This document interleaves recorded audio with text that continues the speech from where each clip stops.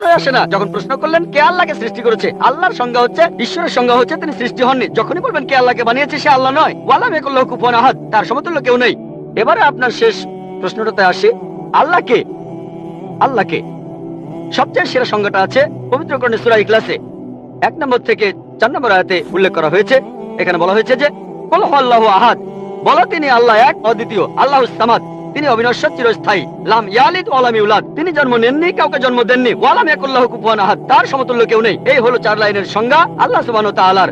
যদি কোনো মানুষ, যদি কেউ বলে যে অমুক লোকটা আল্লাহ, সেই লোক যদি 4টা শর্ত পূরণ করতে পারে, আমাদের মুসলিমদের কোনো আপত্তি থাকবে না সেই লোককে আল্লাহ বলে মেনে নিতে। 4 লাইনের সংজ্ঞা, এটাই হলো ধর্মের লিটমাস টেস্ট। আল্লাহ তাআলার সংজ্ঞা প্রথমটা হলো কুল হুয়াল্লাহু আহাদ, বলো তিনি আল্লাহ এক অদ্বিতীয়, আল্লাহুস সামাদ, আল্লাহ অবিনশ্বর চিরস্থায়ী, লাম ইয়ালিদ ওয়া লাম ইউলাদ, তিনি জন্ম নেননি, কাউকে জন্ম দেননি, ওয়া লাম ইয়াকুল্লাহু কুফুয়ান আহাদ, তার সমতুল্য কেউ নেই। যদি হিন্দু ধর্মগ্রন্থগুলো পড়েন, সেখানেও একই রকম কথা বলা হয়েছে, কুল হুয়াল্লাহু আহাদ। এটা পাবেন আপনাদের ছান্দোক্য উপনিষদে 6 নম্বর অধ্যায় 2য় অনুচ্ছেদের 1ম পরিচ্ছেদে, এক কামে বিদিতাম, ঈশ্বর মাত্র একজন, দ্বিতীয় কেউ নেই। দ্বিতীয় টেস্ট আল্লাহুস সামাদ, আল্লাহ অবিনশ্বর চিরস্থায়ী। ভগবত গীতা 10 অধ্যায়ে 3 অনুচ্ছেদ বলছে, আমাকে বলা হয় এই বিশ্ব জগতের প্রভু, আমি জন্ম নেইনি, কোনো শুরু নেই। তৃতীয় টেস্ট লাম ইয়ালিদ ওয়া লাম ইউলাদ, তিনি জন্ম নেননি, কাউকে জন্ম দেননি। আর শ্বেতাক্ষেত্র উপনিষদে আছে 6 নম্বর অধ্যায়ের 9 অনুচ্ছেদে, নাচাই সাকাসিদ জানিতা নাচাতিপা, ঈশ্বরের কোনো প্রভু নেই, তার কোনো বাবা মা নেই, মহান ঈশ্বরের কোনো বাবা নেই, তার কোনো মা নেই। তারপর ওয়া লাম ইয়াকুল্লাহু কুফুয়ান আহাদ, তার সমতুল্য কেউ নেই। আর শ্বেতাক্ষেত্র উপনিষদে বলা হয়েছে 4 নম্বর অধ্যায়ের 19 অনুচ্ছেদে আছে। এছাড়াও যজুর্বেদ 32 অধ্যায়ের 3 অনুচ্ছেদে বলা হয়েছে, নাতাস্তি প্রতিমা আস্তি, মহান ঈশ্বরের কোনো প্রতিমা নেই, কোনো মূর্তি নেই, কোনো ছবি নেই, কোনো ফটোগ্রাফ নেই, কোনো ভাস্কর্য নেই। এটা কে বলেছে? যজুর্বেদ 32 অধ্যায় 3য় অনুচ্ছেদ বলেছে একই কথা, ওয়া লাম ইয়াকুল্লাহু কুফুয়ান আহাদ। যদি কেউ বলে যে অমুক লোকটা হচ্ছে আল্লাহ, যদি সেই লোকে 4টা শর্ত পূরণ করে, আমরা মুসলিমরা কোনো রকম আপত্তি ছাড়াই সেই লোককে আল্লাহ বলে মেনে নেব। যেমন ধরেন, কিছু লোক বলে ভগবান রজনীশ হলেন মহান ঈশ্বর। একবার প্রশ্নোত্তর পর্বে এক হিন্দু আমাকে বলেছিলেন, আমরা ভগবান রজনীশকে ঈশ্বর বলে মানি না। আমি কখনোই বলিনি হিন্দুরা ভগবান রজনীশকে ঈশ্বর বলে মানে, আমি বলেছি কিছু লোক তাকে ঈশ্বর বলে মানে। আসুন দেখি রজনীশকে আমরা টেস্ট করি। প্রথম টেস্ট হলো কুল হুয়াল্লাহু আহাদ, বলো তিনি আল্লাহ এক অদ্বিতীয়। রজনীশ কি এক অদ্বিতীয়? সেই কি একমাত্র লোক যে নিজেকে ঈশ্বর দাবি করেছে? এরকম অনেক মানুষই ছিল, আর এই দেশে হাজার হাজার লোক নিজেকে ঈশ্বর দাবি করেছে, রজনীশ একমাত্র নয়। তবে রজনীশ ভক্তরা বলে না না, উনি একটু আলাদা। এবারে পরের টেস্টে দেখি, আল্লাহুস সামাদ, আল্লাহ অবিনশ্বর চিরস্থায়ী। রজনীশ কি অবিনশ্বর চিরস্থায়ী? আমরা তার জীবনী থেকে জানি, তার আত্মজীবনী থেকে, রজনীশ ভুগছিলেন অ্যাজমা, ডায়াবেটিস আর পিঠের ব্যথায়। চিন্তা করেন, মহান ঈশ্বরের হয়েছে অ্যাজমা, ডায়াবেটিস, পিঠের ব্যথা। তৃতীয় টেস্ট লাম ইয়ালিদ ওয়া লাম ইউলাদ, তিনি জন্ম নেননি, কাউকে জন্ম দেননি। ভগবান রজনীশ জন্মেছিলেন মধ্যপ্রদেশে, তার বাবা মাও ছিলেন। 1981 সালে তিনি আমেরিকায় গেলেন, ইউএসএ। তখন হাজারো আমেরিকান তার ভক্ত হয়ে গেল। তারপর আমেরিকার অরেগন প্রদেশে তিনি বানালেন একটা সেন্টার, আর তার নাম দিলেন রজনীশপুরম, তার গ্রাম। পরবর্তীতে আমেরিকান সরকার তাকে অ্যারেস্ট করে কারাবন্দী করে রাখলো। রজনীশ বলতো যে আমেরিকান সরকার তাকে স্লো পয়জনিং করেছে। চিন্তা করেন, মহান ঈশ্বরকে স্লো পয়জনিং করা হয়েছে। 1985 সালে আমেরিকান সরকার তাকে বের করে দিলে সে ইন্ডিয়ায় চলে আসে। তারপর এখানে পুনায় সে আরেকটা সেন্টার খুললো, আর তার নাম দেওয়া হলো ওশো কমিউন। যদি রজনীশের সমাধির কাছে কখনো যান, তার সমাধির উপরে লেখা আছে ভগবান রজনীশ ওশো। কখনো জন্মাননি, কখনো মরেননি, তবে পৃথিবীতে ভ্রমণ করেছেন 1931 সালের 11 ডিসেম্বর থেকে 1990 সালের 31শে জানুয়ারি পর্যন্ত। কখনো জন্মাননি, কখনো মরেননি, তবে পৃথিবীতে ভ্রমণ করেছেন 1931 সালের 11 ডিসেম্বর থেকে 1990 সালের 31শে জানুয়ারি পর্যন্ত। তার সমাধিতে এটা লিখতে ভুলে গেছে যে পৃথিবীর 21টা দেশ তাকে ভিসা দেয়নি। মহান ঈশ্বর আসলেন এই পৃথিবীতে, পৃথিবী ঘোরার জন্য, বিভিন্ন দেশে যাওয়ার জন্য তার নাকি ভিসাও লাগে। তখন গ্রিসের আর্কবিশপ বলেছিলেন, যদি রজনীশকে এই দেশ থেকে তাড়িয়ে না দেওয়া হয়, আগে তার ঘর পোড়াবো, তারপর ভক্তদের ঘর পোড়াবো। শেষ টেস্ট ওয়া লাম ইয়াকুল্লাহু কুফুয়ান আহাদ। পরীক্ষাটা এতই কঠিন যে একমাত্র আল্লাহ ছাড়া কেউই পাশ করবে না। যখনই আল্লাহর সাথে কারো তুলনা করবেন, সে আল্লাহ নয়। ওয়া লাম ইয়াকুল্লাহু কুফুয়ান আহাদ। এখন ভগবান রজনীশ অন্য অনেক মানুষের মতো মুখে দাড়ি ছিল, একটা নাক, দুটো চোখ, দুটো কান, দুটো হাত। যখন আল্লাহর সাথে পৃথিবীর কোনো কিছুর তুলনা করবেন, সে আল্লাহ নয়। ওয়া লাম ইয়াকুল্লাহু কুফুয়ান আহাদ। যদি কেউ বলে যে আল্লাহ তাআলা 1000 গুণ বেশি শক্তিশালী, আপনারা কি শোয়ার্জনেগারের নাম শুনেছেন? এই লোকের নাম কখনো শুনেছেন? কখনো শুনেছেন তার নাম? এই লোক একটা সময় ছিল মিস্টার ওয়ার্ল্ড, মিস্টার ইউনিভার্স, পৃথিবীর সবচেয়ে শক্তিশালী লোক, বিশ্বজগতের সবচেয়ে শক্তিশালী লোক। যখনই আল্লাহকে তুলনা করবেন কোনো কিছুর সাথে, হোক সেটা আর্নল্ড শোয়ার্জনেগার, হোক সেটা দারা সিং, হোক সেটা কিং কং, হোক সেটা 1000 গুণ বা লক্ষ গুণ, যখনই আল্লাহর সাথে পৃথিবীর কোনো কিছুর তুলনা করবেন, সে আল্লাহ নয়। ওয়া লাম ইয়াকুল্লাহু কুফুয়ান আহাদ, তার সমতুল্য কেউ নাই। তাহলে এই হলো 4 লাইনের সংজ্ঞা আল্লাহ সুবহানাহু ওয়া তাআলার পবিত্র কোরআনে আছে। আপনি যে ঈশ্বরের পূজা করছেন, ভাই, সেই ঈশ্বরকে সূরা ইখলাস দিয়ে টেস্ট করুন। যদি তিনি পাস করেন, তাহলে সত্যিকারের ঈশ্বর, তা না হলে নকল ঈশ্বর। প্রশ্ন বাম দিকের মাইক থেকে। ডক্টর জাকির নায়েক, আমার নাম জেরি থমাস। আমি ওসমানিয়া ইউনিভার্সিটির সাংবাদিকতার উপর রিসার্চ করছি। আমরা কয়েকজন বন্ধু মিলে একটা ওয়েবসাইট খুলেছি, সাক্ষীটাইম.com। আপনার কাছে আমার প্রশ্ন, 1 নাম্বার, আমি সবসময় জানতাম যে হাদিস ছাড়া কোরআন অসম্পূর্ণ। এখন আপনি অন্য ধর্মগ্রন্থের কথাও বললেন, আপনি বাইবেলের কথাও বললেন, কিন্তু বাইবেল বলছে যে যীশুখ্রিস্টকে বিশ্বাস করে না সে খ্রিস্ট বিরোধীদের দলে সামিল হয়। এটা একটা ভবিষ্যৎবাণী। আমি এমনও শুনেছি যে হাদিস বলছে যে মোহাম্মদ জাদুবিদ্যার সাহায্য নিয়েছিল। এখানে আপনার বক্তব্যটা কি? ভাই, আপনি প্রশ্ন করলেন আর আপনি বেশ কিছু মন্তব্য করলেন। আপনি বললেন যে আপনি জানেন যে হাদিস ছাড়া পবিত্র কোরআন অসম্পূর্ণ। এখানে আপনি অন্য ধর্মগ্রন্থের কথা শুনলেন, তার মানে ওনার মতে বাইবেলের উদ্ধৃতি দিলে সে কথা মানতে হবে। আর বাইবেল বলছে যিশু বা ঈসা আলাইহিস সালামকে যে বিশ্বাস করবে না সে দোজখে যাবে, ইত্যাদি ইত্যাদি। এখানে আমার মন্তব্য কি? 1 নম্বর পয়েন্ট, হাদিস ছাড়া পবিত্র কোরআন অসম্পূর্ণ নয়। কোরআন একটা স্বয়ং সম্পূর্ণ বই। তবে কোরআনের কথাগুলো বুঝতে গেলে আপনাকে এগুলোর ব্যাখ্যা পড়ে দেখতে হবে। আর হাদিস হলো পবিত্র কোরআনের ব্যাখ্যা, যে কথাগুলো বলে গিয়েছেন নবীজি সাল্লাল্লাহু আলাইহি সাল্লাম। পবিত্র কোরআন একটা সম্পূর্ণ বই, আলহামদুলিল্লাহ স্বয়ং সম্পূর্ণ। তবে আপনি যদি সেগুলো আরো বিস্তারিতভাবে জানতে চান, তখন আপনি পড়বেন যে কথাগুলো বলে গিয়েছেন নবীজি মুহাম্মদ সাল্লাল্লাহু আলাইহি সাল্লাম। আমরা বলি সহিহ হাদিস। একটা কথা বলি, অন্যান্য ধর্মগ্রন্থের উদ্ধৃতি দিয়েছি, তার মানে এই না আমি মানি যে অন্যান্য ধর্মগ্রন্থ আল্লাহর বাণী। প্লিজ আমাকে ভুল বুঝবেন না। আমি এখানে কোরআনের কথা মতো কাজ করেছি। আল্লাহ পবিত্র কোরআনে বলেছেন, সূরা ইমরানের 64 নম্বর আয়াতে উল্লেখ করা হয়েছে, তাআলা ইলা কালিমাতিন সাওয়াইম বাইনানা ওয়া বাইনাকুম। এসো সেই কথা যাহা আমাদের ও তোমাদের মধ্যে এক। আমি সাদৃশ্যের কথা বলছি। পবিত্র কোরআনের সূরা রাদের 38 নম্বর আয়াতে উল্লেখ করা হয়েছে, ওয়ালিকুল্লি কওমিন হাদ। প্রত্যেক যুগে আমি কিতাব নাজিল করেছি। আল্লাহ তাআলা অনেক কিতাব নাজিল করেছেন। পবিত্র কোরআনে 4টার নাম উল্লেখ করা হয়েছে, তাওরাত, জাবুর, ইনজিল এবং কোরআন। তাওরাত হলো সেই ওহী আসমানি কিতাব যেটা নাজিল হয়েছিল মুসা আলাইহিস সালামের উপর। জাবুর আরেকটা আসমানি কিতাব নাজিল হয়েছিল দাউদ আলাইহিস সালামের উপর। ইনজিল হলো সেই আসমানি কিতাব যেটা নাজিল হয়েছিল ঈসা আলাইহিস সালামের উপর। আর কোরআন হলো সর্বশেষ ও চূড়ান্ত আসমানি কিতাব, নাজিল হয়েছিল সর্বশেষ ও চূড়ান্ত নবী মুহাম্মদ সাল্লাল্লাহু আলাইহি সাল্লামের উপর। এখন আগের সবগুলো আসমানি কিতাব এসেছিল নির্দিষ্ট সম্প্রদায়ের মানুষের জন্য, আর সেই কিতাবের নির্দেশগুলো ছিল একটা নির্দিষ্ট সময়ের জন্য। তাই আল্লাহ তাআলা চাননি যে এই কিতাবগুলো অবিকৃত অবস্থায় থাকুক। কিন্তু কোরআন হলো সর্বশেষ আসমানি কিতাব। আল্লাহ কোরআনে বলেছেন, সূরা হিজরের 9 নম্বর আয়াতে উল্লেখ করা হয়েছে, আমি কোরআন অবতীর্ণ করেছি আর আমি সংরক্ষণ করে রাখবো। কোরআন হলো একমাত্র ধর্মীয় গ্রন্থ পুরো পৃথিবীর মধ্যে যেটা এখনো অবিকৃত অবস্থায় আছে। শুধু আমি বলছি না, ধর্মের উপরে বিভিন্ন বিশেষজ্ঞরা বলছেন। তাদের একজন উইলিয়াম মুর, তিনি ইসলামের বিরুদ্ধে তীব্র সমালোচনা করতেন। তিনি খ্রিস্টান ছিলেন। 200 বছর আগে তিনি বলেছিলেন, আর কোনো ধর্মীয় গ্রন্থ নেই, আর কোনো ধর্মীয় গ্রন্থ নেই যেটা এখনো অবিকৃত অবস্থায় আছে 1200 বছরের বেশি সময় ধরে। এখন বললে 1400 বছরেরও বেশি এই কোরআনের মতো। তিনি খ্রিস্টান ছিলেন, ইসলাম ধর্মের তীব্র সমালোচক ছিলেন। তিনি সত্যি কথাটা স্বীকার করেছেন, কোরআন অবিকৃত অবস্থায় আছে। কিন্তু অন্যান্য সব ধর্মগ্রন্থ সেগুলোর কথা বদলে গেছে, এমনকি বাইবেলও। আমি বাইবেলকে আল্লাহ তাআলার বাণী বলে মানি না। আমরা মুসলিমরা বিশ্বাস করি সেই ওহীতে যেটা দেওয়া হয়েছিল ঈসা আলাইহিস সালামকে, ইনজিল। কিন্তু এখন আমরা যে বাইবেলটা দেখি, এই বইটা একটা মিশ্রণ। এখানে আল্লাহর বাণী থাকতে পারে, কোরআনের সাথে মিললে আমি আপত্তি না করে মেনে নেব এটা আল্লাহর বাণী। এছাড়াও নবীদের বলা কথা আছে, এখানে ঐতিহাসিকদের বলা কথাও আছে। দুঃখের সাথে জানাচ্ছি, বাইবেলে পর্নোগ্রাফিও আছে। আমি উদ্ধৃতি দিতে পারবো না, আমি পারবো না। বাইবেলে আছে অনেক পরস্পর বিরোধী কথা, বৈজ্ঞানিক ভুল, গাণিতিক ভুল, সেগুলোর কথা এখানে বলছি না। আমি বিতর্ক করেছিলাম ডক্টর উইলিয়াম ক্যাম্বেলের সাথে। তিনি ইসলামের বিরুদ্ধে একটা বই লিখেছিলেন, Quran and Bible in the light of history and science. বলেছিলেন কোরআনে 30টা বৈজ্ঞানিক ভুল আছে। আমি আমেরিকায় গিয়েছিলাম। আমেরিকায় আমরা বিতর্ক করেছিলাম 2000 সালের 1 এপ্রিল, আর টপিক ছিল Quran and Bible in the light of science. তার সব অভিযোগের উত্তর আমি দিয়েছিলাম। তারপর আমি যখন বাইবেলের 38টা ভুলের কথা বললাম, তিনি সেগুলোর উত্তর দিতে পারেননি। পবিত্র কোরআনের সূরা বাকারার 79 নম্বর আয়াতে উল্লেখ করা হয়েছে, ফাওয়াইলুল লিল্লাযিনা ইয়াকতুবুনা আল কিতাবা বিআইদিহিম সুম্মা ইয়াকুলুনা হাযা মিন ইনদিল্লাহ লিয়াশতারু বিহি সামানান কালিলা ফাওয়াইলুল লাহুম মিম্মা কাতাবাত আইদিহিম ওয়াইলুল লাহুম মিম্মা ইয়াকসিবুন।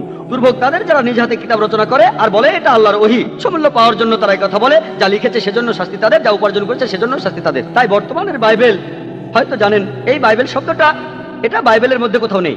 এটা এসেছে গ্রিক শব্দ বিবলস থেকে, অর্থাৎ অনেক বই মিলে একটা বই। আর বিশেষজ্ঞরা এখন বলেন এই বাইবেল লিখেছে অনেকজন লেখক, আমি বলছি না, খ্রিস্টান বিশেষজ্ঞরা। তাই বর্তমানের বাইবেলকে আমি আল্লাহর বাণী বলে মনে করি না। একইভাবে যদি জিজ্ঞেস করেন আমি বেদকে আল্লাহর বাণী বলে মনে করি কিনা, বৌদ্ধ ধর্মগ্রন্থগুলোকে আল্লাহর বাণী বলে মনে করি কিনা, পারসি ধর্মগ্রন্থগুলোকে আল্লাহর বাণী বলে মানি কিনা, আমি এখন বলবো হতে পারে আল্লাহর বাণী, নাও হতে পারে আল্লাহর বাণী। আল্লাহ সুবহানাহু ওয়া তাআলা অনেক ওহী নাজিল করেছেন, অনেক কিতাব কোরআনে 4টা নাম উল্লেখ আছে, তবে ছাড়াও আছে যেমন সুফে ইব্রাহিম, এরকম অনেক আছে। আমি এখানে বলবো হতে পারে হিন্দু ধর্মগ্রন্থ হতে পারে আল্লাহর বাণী, হতে পারে বৌদ্ধ ধর্মগ্রন্থ সেগুলো আল্লাহর বাণী, তারপর পারসি ধর্মগ্রন্থ আল্লাহর বাণী হতে পারে, কিন্তু আসমানি কিতাব হলেও সেগুলো নির্দিষ্ট জাতি আর নির্দিষ্ট সময়ের জন্য। এখন আপনি মানবেন সর্বশেষ ও চূড়ান্ত কিতাব, সেটা হলো পবিত্র কোরআন। তাহলে প্রত্যেক মানুষই হোক তার দেশ ইন্ডিয়ায়, আমেরিকাতে, কানাডায়, ইংল্যান্ডে, সিঙ্গাপুরে, সৌদি আরবে, প্রত্যেক মানুষই সর্বশেষ ও চূড়ান্ত ওহী মানবে, অর্থাৎ পবিত্র কোরআন আর সর্বশেষ নবী মুহাম্মদ সাল্লাল্লাহু আলাইহি সাল্লামকে মেনে চলবে। আমি বলছি না যে হিন্দু ধর্মগ্রন্থগুলো আল্লাহর বাণী, আর আল্লাহর বাণী হলেও সেটা নির্দিষ্ট সময়ে নির্দিষ্ট জাতির জন্য ছিল। হিন্দু বিশেষজ্ঞরাও বলেন তাদের ধর্মগ্রন্থ পরিবর্তন হয়েছে, বৌদ্ধ বিশেষজ্ঞরাও বলেন তাদের ধর্মগ্রন্থ পরিবর্তন করা হয়েছে। প্রত্যেক ধর্মের বিশেষজ্ঞরাই, শুধু ইসলাম বাদে সবাই বলে যে তাদের ধর্মগ্রন্থে পরবর্তীতে কথা বদলানো হয়েছে, পরিবর্তন করা হয়েছে। তবে আমি যদি এখানে তর্কের খাতিরে মেনেও নেই এটা আল্লাহ তাআলার বাণী, যদি এমনটা হয় আর সেই ধর্মের অনুসারীরা তারা মানে এটা আল্লাহ তাআলার বাণী, তাহলে সেই ধর্মগ্রন্থ তাদের অক্ষরে অক্ষরে মানা উচিত। বৌদ্ধরা যদি মানে তাদের ধর্মগ্রন্থ আল্লাহ তাআলার বাণী, হিন্দুরা যদি মানে তাদের ধর্মগ্রন্থ আল্লাহ তাআলার বাণী, খ্রিস্টানরা যদি মানে তাদের ধর্মগ্রন্থ আল্লাহ তাআলার বাণী, তাহলে আপনাদের ধর্মগ্রন্থেই বলা হয়েছে আপনাদের মেনে চলতে হবে সর্বশেষ নবীর কথা, মুহাম্মদ সাল্লাল্লাহু আলাইহি সাল্লামের কথা। আপনি তো মনে করেন এটা আল্লাহ তাআলার বাণী, আমি মনে করি হতেও পারে আবার নাও হতে পারে। আপনি মনে করেন সেটাই আল্লাহ তাআলার বাণী, তাহলে আপনি সেটার কথা মেনে চলেন। সর্বশেষ আর চূড়ান্ত নবীকেও আপনি বিশ্বাস করেন।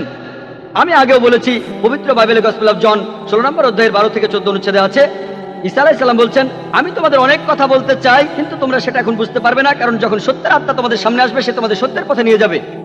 সে তার নিজের কথা বলবে না, যা শুনবে সে কথাগুলো বলবে। সে তোমাদের ভবিষ্যতের কথা বলবে, আমাকে মহিমান্বিত করবে। এই মানুষটা কে? মুহাম্মদ সাল্লাল্লাহু আলাইহি সাল্লাম। মুহাম্মদ সাল্লাল্লাহু আলাইহি সাল্লাম বাদে আর কোন নবী ঈসা আলাইহিস সালামকে কি মহিমান্বিত করেছেন? ঠিকই বলেছেন আপনি, যে ঈসা আলাইহিস সালামকে অস্বীকার করবে সে নরকে যাবে। আপনি বললেন এই কথা, আমি আপনার সঙ্গে একমত। সেই মুসলিম আসলে মুসলিম না যে ঈসা আলাইহিস সালামকে বিশ্বাস করে না। আমরা এখানে বলি আলাইহিস সালাম, আপনি শুধু বললেন যিশু। আমি পারি না, আমাকে বলতেই হবে আলাইহিস সালাম, যদি ইসলামের প্রতিনিধিত্ব করি। যদি আমি এই আলাইহিস সালাম শব্দটা না বলি আমাকে বের করে দেওয়া হবে। অনভিজ্ঞ লোক এটা করতে পারে, আমাকে বলতেই হবে আলাইহিস সালাম। তাহলে সেই মুসলিম আসলে মুসলিম না যে ঈসা আলাইহিস সালামকে বিশ্বাস করে না। আমরা মানি যে ঈসা আলাইহিস সালাম হচ্ছেন আল্লাহ সুবহানাহু ওয়া তাআলার প্রেরিত রাসূল। বিশ্বাস করি তিনি অলৌকিকভাবে জন্মেছিলেন কোনো পুরুষের হস্তক্ষেপ ছাড়াই, যেটা অনেক আধুনিক খ্রিস্টানি বিশ্বাস করে না। আমরা মানি যে তিনি আল্লাহর আদেশে মৃত মানুষকে জীবিত করেছিলেন। আমরা মানি যে তিনি আল্লাহর আদেশে জন্মান্ধর কুষ্ঠরোগীদের সুস্থ করেছিলেন। মুসলিম আর খ্রিস্টানরা এখানে এক। তবে আমি জানি আপনি কি বোঝাচ্ছেন। আপনি যখন বললেন যীশু খ্রিস্টকে বিশ্বাস করা, তার মানে কি বুঝিয়েছেন? যে তিনি ঈশ্বর, তাই না? ওনার মাইক্রোফোনটা অন করেন। যিশুকে বিশ্বাস করা বলতে কি বোঝাচ্ছেন? নবী হিসেবে বিশ্বাস করা? যিশুর এই কথাটা বিশ্বাস করি, আমি সত্য আর জীবনের একমাত্র পথ। এই কথার মানে কি? এর মানে যীশু খ্রিস্ট হলেন ঈশ্বর। ভাই এবারে বাইবেলের উদ্ধৃতি দিলেন, জনে আছে এই কথাটা। আমি আপনাকে রেফারেন্সটা বলছি, রেফারেন্সটা আমি বলছি, সমস্যা নেই। রেফারেন্সটা কি? জনের 14 নম্বর অধ্যায়, আপনিই বললেন। অনুচ্ছেদ?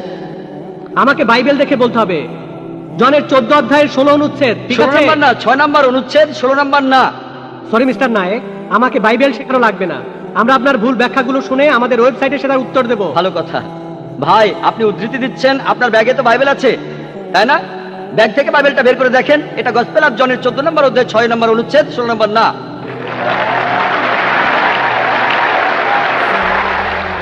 আর আপনি বললেন ঈসা মসীহ আলাইহিস সালাম, তিনি বলেছেন যে তিনি ছিলেন ঈশ্বর।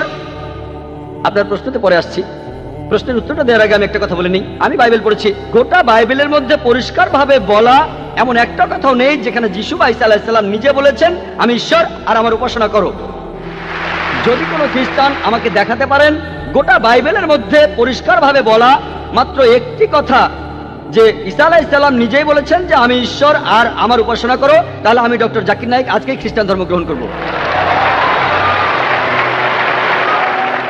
আমি অন্য মুসলিম ভাইদের পক্ষ থেকে এই কথা বলছি না, আমি আমার মাথাটা তরবারির তলে রাখছি। আমি বিভিন্ন ধর্মের উপর একজন ছাত্র। আপনি বাইবেল পড়েছেন আর আমিও পড়েছি বাইবেল।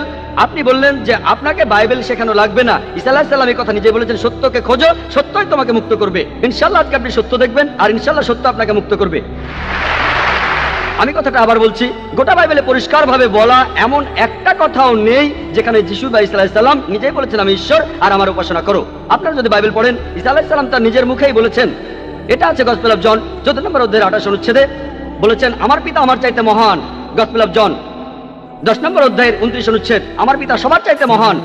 গসপেল অফ ম্যাথিউ 12 নম্বর অধ্যায়ের 28 অনুচ্ছেদ আমি ঈশ্বরের আত্মার সাহায্যে শয়তানকে তাড়িয়ে দেই। গসপেল অফ লুক 11 নম্বর অধ্যায়ের 20 অনুচ্ছেদ আমি ঈশ্বরের আঙ্গুলের সাহায্যে শয়তানকে তাড়িয়ে দেই। গসপেল অফ জন 5 নম্বর অধ্যায়ের 30 অনুচ্ছেদ আমি আমার নিজের থেকে কিছু করতে পারি না, আমি এখানে বিচার করি আর আমার বিচার সঠিক, কারণ আমি আমার ইচ্ছায় কাজ করি না, আমার পিতার ইচ্ছায় কাজ করি। যদি কেউ বলে সে আল্লাহর ইচ্ছা মতো কাজ করে সে একজন মুসলিম। ঈসা আলাইহিস সালাম একজন মুসলিম, তিনি নিজেকে ঈশ্বর বলেননি। বুক অফ অ্যাক্টসে পরিষ্কার বলা আছে 2 নম্বর অধ্যায়ের 22 অনুচ্ছেদ বলা হয়েছে হে ইসরায়েলের সন্তানেরা একথা শোনো, নাজারেত শহরের যিশু ঈশ্বর প্রেরিত একজন পুরুষ তোমাদের মাঝে, সে অনেক অলৌকিক কাজ করবে, সেগুলো তাকে ঈশ্বর করাবেন, তোমরা তার সাক্ষী থাকবে। ঈশ্বর প্রেরিত একজন পুরুষ তোমাদের মাঝে, সে অনেক অলৌকিক কাজ করে দেখাবে, ঈশ্বর তাকে দিয়ে করাবেন আর তোমরা তার সাক্ষী থাকবে। তাই বাইবেল স্পষ্ট করে বলছে যে ঈসা আলাইহিস সালাম ছিলেন একজন মানুষ, তিনি আল্লাহ তাআলার প্রেরিত একজন রাসূল, কিন্তু আল্লাহ নন। গোটা বাইবেলের মধ্যে পরিষ্কার ভাবে এমন একটা কথাও নেই যেখানে ঈসা আলাইহিস সালাম নিজেই বলেছেন যে আমি ঈশ্বর, আমার উপাসনা করো। আপনি একটা উদ্ধৃতি দিয়ে সেটা প্রমাণ করতে চাইলেন যে গসপেল অফ জন 14 নম্বর অধ্যায় 6 অনুচ্ছেদে বলা হয়েছে যিশু ঈসা আলাইহিস সালাম নিজেই বলেছেন আমি সত্য আর জীবনের একমাত্র পথ, আমাকে ছাড়া আমার পিতার কাছে কেউ যেতে পারবে না। এখানে প্রসঙ্গ ছাড়া উদ্ধৃতি দিচ্ছেন। লোকজন পবিত্রকরণের আয়াত নিয়ে প্রসঙ্গ ছাড়া উদ্ধৃতি দেয় দুর্নাম করতে। একইভাবে খ্রিস্টান মিশনারিরা বাইবেলের প্রসঙ্গ ছাড়া উদ্ধৃতি দেয়। আপনাকে একটা সত্য কথা বলি, আপনার বাইবেলটা খোলেন, যদি সন্দেহ থাকে বাইবেলটা খোলেন, প্রসঙ্গ জানতে 1 নম্বর অনুচ্ছেদটা পড়েন। গসপেল অফ জন 14 নম্বর অধ্যায়ের 1 অনুচ্ছেদ বলছে যে তোমরা ভয় পাচ্ছ কেন? যিশু ঈসা আলাইহিস সালাম বলছেন যদি তোমরা ঈশ্বরকে বিশ্বাস করো তাহলে আমাকে বিশ্বাস করো। আমার পিতার রাজ্যে অনেক প্রাসাদ আছে, আমি সেখানে গিয়ে তোমাদের জন্য জায়গা তৈরি করব। আমি যখন যাব আমি তখন বলবো। শিষ্যরা বলল আপনি কোথায় যাবেন? তোমরা জানো না আমি কোথায় যাব? তারা বলল না। তখন শিষ্যরা বলল যে আমাদের পথ দেখান, আপনি যেখানে যাবেন। তখন যিশু ঈসা আলাইহিস সালাম বললেন আমি সত্য আর জীবনের একমাত্র পথ। শিষ্যরা তখন বলল ঈসা আলাইহিস সালামকে যে আমাদের সেই পথ দেখান। ঈসা আলাইহিস সালাম তখন বললেন আমি সত্য আর জীবনের একমাত্র পথ, আমাকে ছাড়া আমার পিতার কাছে কেউ যেতে পারবে না। আমরা মানি যে নবীগণ যখন এসেছিলেন প্রত্যেক নবী ছিলেন সত্য আর জীবনের দেখানো পথ, সেই নবীদের ছাড়া কোনো মানুষই আল্লাহর কাছে যেতে পারতো না। আর যীশু খ্রিস্টের সময়ে আমি বাইবেলের কথা মানছি, যীশু ঈসা আলাইহিস সালাম তিনিই ছিলেন সত্য আর জীবনের একমাত্র পথ। যীশু খ্রিস্টের শিক্ষা ছাড়া কোনো মানুষই তখন আল্লাহর কাছে যেতে পারতো না। মুসা নবীর সময়ে তিনি ছিলেন সত্য আর জীবনের পথ। মুসা আলাইহিস সালামের শিক্ষা ছাড়া কোনো মানুষই আল্লাহর কাছে যেতে পারতো না। এখন দেখেন ঈসা আলাইহিস সালাম নিজে বলেছেন আমি তোমাদের অনেক কথা বলতে চাই, শিষ্যদের বলছেন। এটা আছে গসপেল অফ জন 16 নম্বর অধ্যায়ের 12 থেকে 14 অনুচ্ছেদে আমি তোমাদের অনেক কথা বলতে চাই, কিন্তু তোমরা সেগুলো এখন বুঝবে না, কারণ যখন সেই সত্যের আত্মা আসবে সে তোমাদের সত্যের পথে নিয়ে যাবে। সে তার নিজের কথা বলবে না, যা শুনবে সে কথাই বলবে, সে তোমাদের ভবিষ্যতের কথা বলবে, আমাকে মহিমান্বিত করবে। আর এখন দেখবেন, ভালো করে দেখবেন যে নবীজি মুহাম্মদ সাল্লাল্লাহু আলাইহি সাল্লাম তিনি সত্য আর জীবনের একমাত্র পথ। মুহাম্মদ সাল্লাল্লাহু আলাইহি সাল্লাম যা শিখিয়েছেন সেগুলো ছাড়া কেউ আল্লাহর কাছে যেতে পারবে না। আর মুহাম্মদ সাল্লাল্লাহু আলাইহি সাল্লাম ছিলেন সর্বশেষ আর চূড়ান্ত নবী। এখনকার দিনে দেখবেন হোক সেই লোক বাস করছে আমেরিকায়, কানাডায়, ইংল্যান্ডে, ইন্ডিয়ায়, সৌদি আরবে, পৃথিবীর যেখানেই থাকুক, এখনকার দিনে সবার জন্য মুহাম্মদ সাল্লাল্লাহু আলাইহি সাল্লাম তিনি হলেন পথ, সত্য আর জীবনের। মুহাম্মদ সাল্লাল্লাহু আলাইহি সাল্লাম যা শিখিয়েছেন সেগুলো ছাড়া কেউ আল্লাহর কাছে যেতে পারবে না। আর প্রায় সব ধর্মগ্রন্থ এরকম কথা বলছে, এমনকি বাইবেলও। আশা করি আপনি সত্যটা জানতে পেরেছেন, আর ইনশাআল্লাহ আপনি সত্যের কাছে এসেছেন, সত্য আপনাকে মুক্ত করবে।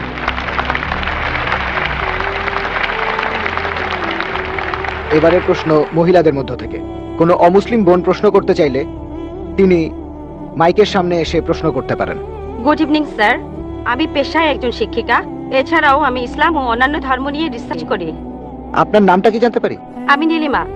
আপনার লেকচারের জন্য অসংখ্য ধন্যবাদ। তবে আমি কিছু ব্যাপারে একটু জানতে চাই। যেমন আপনি ভবিষ্যৎ পুরাণের কথা বললেন, 3য় খণ্ডের 3য় অধ্যায় 5 থেকে 8 নম্বর শ্লোক। আমি আপনাকে আরেকটা ব্যাপার জানিয়ে রাখি যে হয়তো আপনিও এটা জানেন। ধরেন ঈশ্বর যে নবীকে পৃথিবীতে পাঠান সেই নবী তার উদ্দেশ্যে বলা ভবিষ্যৎবাণীগুলো পূরণ করবেন। যদি সেই নবী অর্ধেক বা তার কম ভবিষ্যৎবাণী পূরণ করেন তাহলে তাকে নবী বলা যাবে না। এটা একটা সাধারণ যুক্তির ব্যাপার। এবারে ভবিষ্য পুরাণের কথা বলি। আপনি সেই ম্লেচ্ছ নেতার কথা বললেন আর বললেন তিনি নবী মোহাম্মদ ছাড়া আর কেউ নন। আচ্ছা, আমি আপনার কথার প্রথম অংশটা মেনে নিচ্ছি, কিন্তু পরের অংশটা আপনি ব্যাখ্যা করে বলেননি। এখন আপনাকে বলি, ম্লেচ্ছ একটা সংস্কৃত শব্দ, আর সংস্কৃত ডিকশনারি অনুযায়ী ম্লেচ্ছ শব্দটার অর্থ অনার্য অথবা পাপী অথবা খারাপ লোক। ম্লেচ্ছ শব্দটার এই 3টা অর্থ হয়। তাহলে কি বলা যায় মুহাম্মদ ছিল পাপী, অথবা খারাপ লোক। আরেকটা ব্যাপার হলো এই ভবিষ্যৎবাণীর দ্বিতীয় শর্তটা, সেটা হলো তিনি একটা মরুস্থলে জন্মাবেন। মরুস্থল এর অর্থ মৃতদের স্থান, কারণ মরু শব্দটা এসেছে সংস্কৃত মৃ থেকে, যার অর্থ মৃত্যু। তাই এখানে অবশ্যই আরবের মরুভূমির কথা বলা হচ্ছে না, কারণ সেটা ছিল অনুর্বর ভূমি আর যুদ্ধক্ষেত্র। এরপরে আমি 3 নম্বর পয়েন্টে আসছি। এই ভবিষ্যৎবাণীতে বলা হয়েছে যে এই ম্লেচ্ছ নেতা তিনি গোসল করেন পঞ্চগাভিয়া আর গঙ্গা নদীতে। আর এটা আমরা সবাই জানি যে গঙ্গা নদী, এই নদীটা আরবে নয়, গঙ্গা নদী রয়েছে ইন্ডিয়ায়। এটা পৃথিবীর সবাই জানে। এবার পঞ্চগাভিয়ায় গোসল করা সম্পর্কে বলি। পঞ্চগাভিয়া মানে গরু থেকে উৎপন্ন 5টা উপাদান।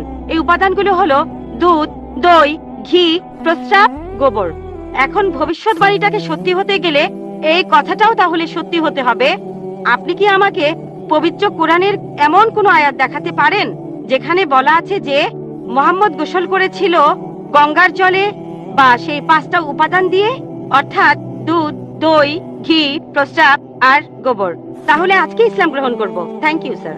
বোন, আপনি ঠিক বলেছেন যে ভবিষ্যৎবাণীর কথা বলা হচ্ছে, যদি তার অর্ধেকের বেশি পূরণ না হয় তাহলে ভবিষ্যৎবাণী ভুল। আমি একমত বোন, আপনার সঙ্গে একমত। আমি আপনার 3টি প্রশ্নের উত্তর দেব, দেখা যাক আজকে আপনি ইসলাম গ্রহণ করেন কিনা। এটাও হতে পারে আপনি আমার সঙ্গে একমত হবেন না। আমি যা বলবো আমি একমত। ম্লেচ্ছ এই শব্দটা 3টি অর্থ আছে।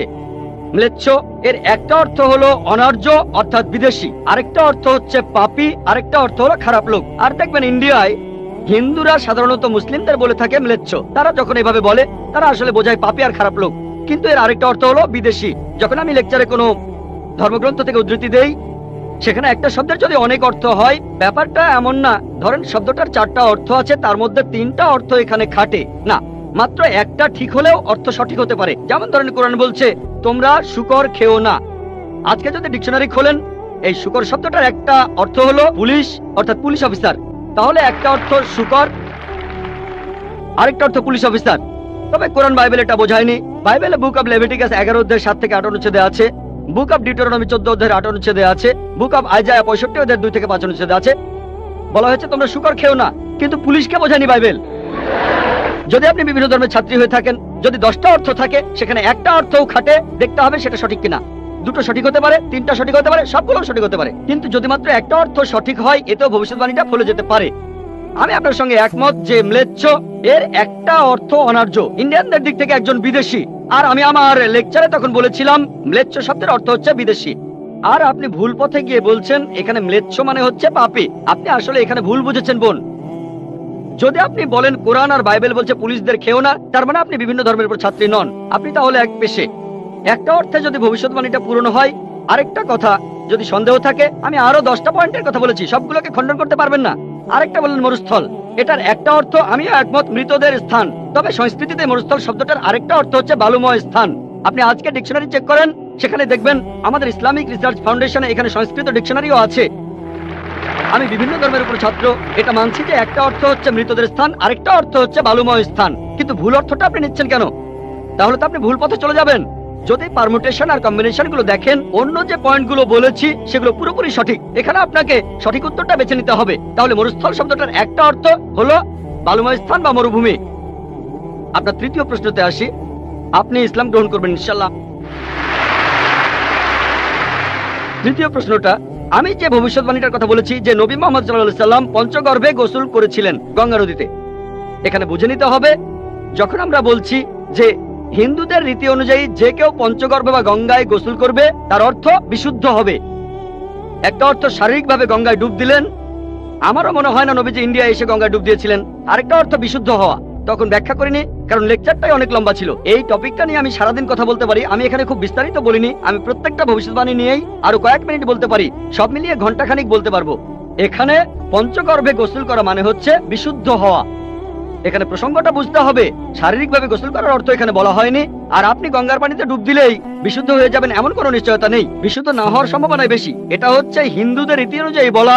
তাই এখানে ভবিষ্যৎবাণীটা বলছে যে নবী মুহাম্মদ সাল্লাল্লাহু আলাইহি সাল্লাম পঞ্চগর্ভে গোসল করেছিলেন। তার মানে এই না যে তিনি এখানে এসেছিলেন, মানে হলো আল্লাহ তাআলা তাকে বিশুদ্ধ করেছিলেন। আমরা বিশ্বাস করি যে আল্লাহ তাআলার সকল নবী, সকলেই হোক তিনি মুসা বা ঈসা আলাইহিস সালাম অথবা মুহাম্মদ সাল্লাল্লাহু আলাইহি সাল্লাম, তারা সকলেই ছিলেন মাসুম। তারা ছিলেন নিষ্পাপ, ছিলেন বিশুদ্ধ।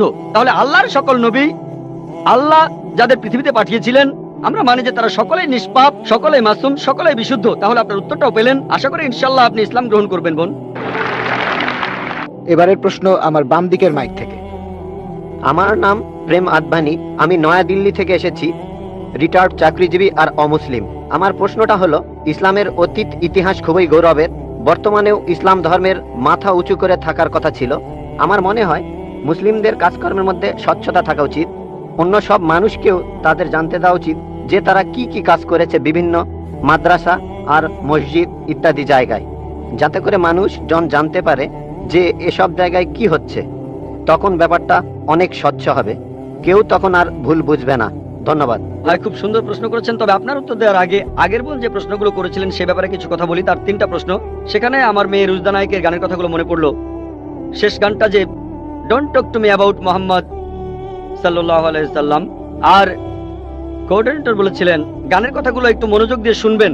আপনারা যদি কথাগুলো শুনে থাকেন, এটা নবীজি সাল্লাল্লাহু আলাইহি সাল্লামের একটা সিরাত যে একদিন মোহাম্মদ সাল্লাল্লাহু আলাইহি সাল্লাম হেঁটে যাচ্ছিলেন, তখন এক পথচারীর সঙ্গে তার দেখা হলো। সে নবীজির বিরুদ্ধে কথা বলতে লাগলো, ও এই নবী মোহাম্মদ খুবই খারাপ লোক, তার সঙ্গে কথা বলো না।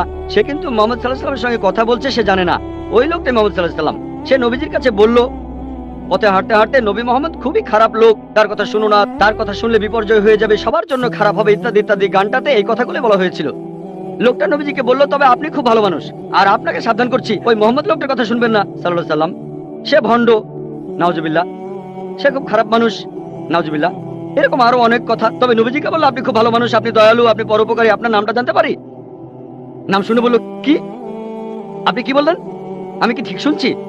আপনার নাম মোহাম্মদ সাল্লাল্লাহু আলাইহি সাল্লাম? তখন সে বলল, আশহাদু আল্লা ইলাহা ইল্লাল্লাহ ওয়া আশহাদু আন্না মুহাম্মাদুর রাসূলুল্লাহ। যখন সেই লোকটা বুঝতে পারলো যে এই লোকটাই মোহাম্মদ সাল্লাল্লাহু আলাইহি সাল্লাম, আমি অন্য মানুষের কাছে শুনেছিলাম সে খুব খারাপ মানুষ, ইনি তো ভালো মানুষ, তখনই সে ইসলাম গ্রহণ করলো।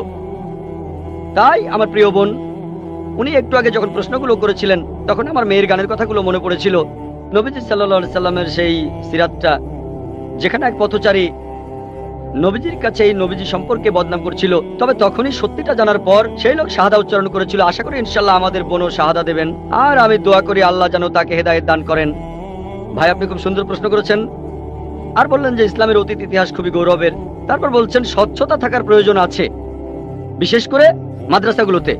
কে আপত্তি করবে? আমি একমত ভাই, আমি সম্পূর্ণ একমত। কে বলছে যে স্বচ্ছতা থাকবে না? শুধু স্বচ্ছতাই নয়, আমি চাই অমুসলিম ছাত্রছাত্রীরা মাদ্রাসায় লেখাপড়া করুক।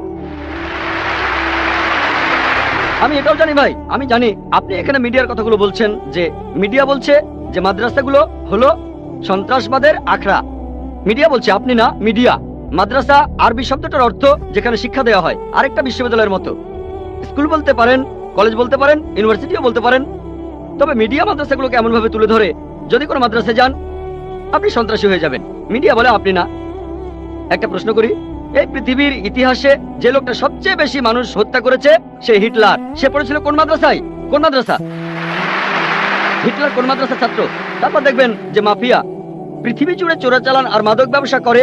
যদি একটা জরিপ করেন এইসব স্মাগলারদের, সেই সব লোকদের যারা জেলে যায়, যদি জরিপ করেন তাদের কতজন মাদ্রাসায় পড়েছে? কতজন? খুব কম থাকতে পারে, খুব কম।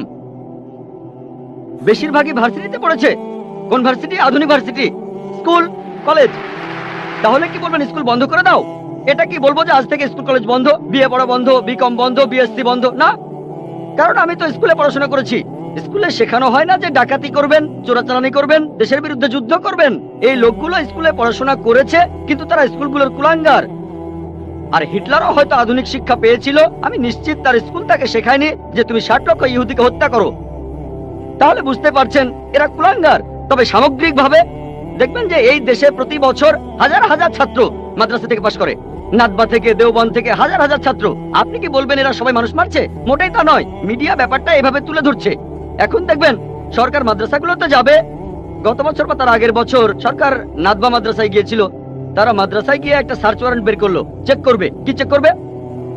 আর আলিমিয়া নাদভি রহমতুল্লাহ বললেন, ঠিক আছে আপনারা চেক করেন। তারা সেখানে কিছুই পায়নি। এখন হঠাৎ করে একদিন লাখে একবার, হাজারবারের মধ্যে একবার, কোটিবারের মধ্যে একবার হতে পারে সে মাদ্রাসা থেকে পাশ করার পরে কেউ বিপথে চলে গেছে। তার মানে এই না মাদ্রাসা সন্ত্রাস শেখায়। বরং দেখবেন যে সেই সব লোক যারা স্কুল থেকে পাশ করার পরে আধুনিক শিক্ষা ব্যবস্থায় কলেজে পড়ে, ইউনিভার্সিটিতে পড়ে, যেখান থেকে সার্টিফিকেট পায় বিএ, বিকম, ইঞ্জিনিয়ার, ডাক্তার, এরাই তুলনামূলকভাবে বেশি অন্যায় অপরাধ করে থাকে। আপনি যদি স্বচ্ছতার কথা বলেন, আমিও একমত। কোন মাদ্রাসায় এই কথা বলবে না যে আপনারা এখানে চেক করবেন না। আমাদের মাদ্রাসাগুলো উন্মুক্ত, আমাদের স্কুলে আমরা শেখাই মাশাআল্লাহ, বিভিন্ন ধর্মের উপর শিক্ষা দেই। আমার ছাত্ররা আমার স্কুলের, তারা সাধারণ হিন্দুদের চাইতে হিন্দু ধর্ম সম্পর্কে বেশি জানে, খ্রিস্টান ধর্ম সম্পর্কে বেশি জানে সাধারণ খ্রিস্টানদের চাইতে, ইসলাম ধর্ম সম্পর্কে বেশি জানে সাধারণ মুসলিমদের চাইতে, কারণ এখানে সব ধর্মের উপর গুরুত্ব দেওয়া হয়। তাহলে ভাই আপনি যদি স্বচ্ছতার কথা বলেন, আমি একমত, আপনার সঙ্গে আছি। এ কথা আপনাকে কেউ বলবে না, আমাদের পরীক্ষা করতে পারবেন না। আসেন, তবে নিন্দা করবেন না, নেগেটিভ মেন্টালিটি নিয়ে আসবেন না, খোলা মনে আসেন। কে জানে আল্লাহ হয়তো আপনাকে হিদায়াত করবেন, হয়তো সত্যিটা জানতে পারবেন। হ্যাঁ ভাই, আমি এখানে যেটা বলতে চাচ্ছি যে অমুসলিমরা তারা মাদ্রাসায় এসে নিজের চোখে দেখে যাবে। আমি স্বচ্ছতা বলতে এটাই বোঝাতে চেয়েছি, যাতে করে মানুষের মনে কোনো সন্দেহ না থাকে যে মাদ্রাসায় খারাপ কাজ হচ্ছে, সন্ত্রাসী বানানো হচ্ছে। ভাই খুব সুন্দর প্রশ্ন করেছেন। মাদ্রাসাগুলোকে স্বচ্ছ বানাবো যাতে অমুসলিমরা এসে পড়তে পারে। ভাই প্রথমে আমন্ত্রণ জানাচ্ছি আপনাকে, আপনার ছেলে মেয়েদের আইআরএফে আসেন, আমি আপনাকে আমন্ত্রণ জানাচ্ছি। আর ইসলামিক রিসার্চ ফাউন্ডেশনে একটা লাইব্রেরি আছে। এই লাইব্রেরিটা গোটা ইন্ডিয়ার মধ্যে বিভিন্ন ধর্মগ্রন্থের সংগ্রহের দিক থেকে একটা প্রথম শ্রেণীর লাইব্রেরি। আমাদের লাইব্রেরিতে 200-রও বেশি আলাদা আলাদা বাইবেল আছে। বাইবেলের 50টা এডিশন আছে। শুধু ভগবত গীতার অনুবাদে আছে 50টা।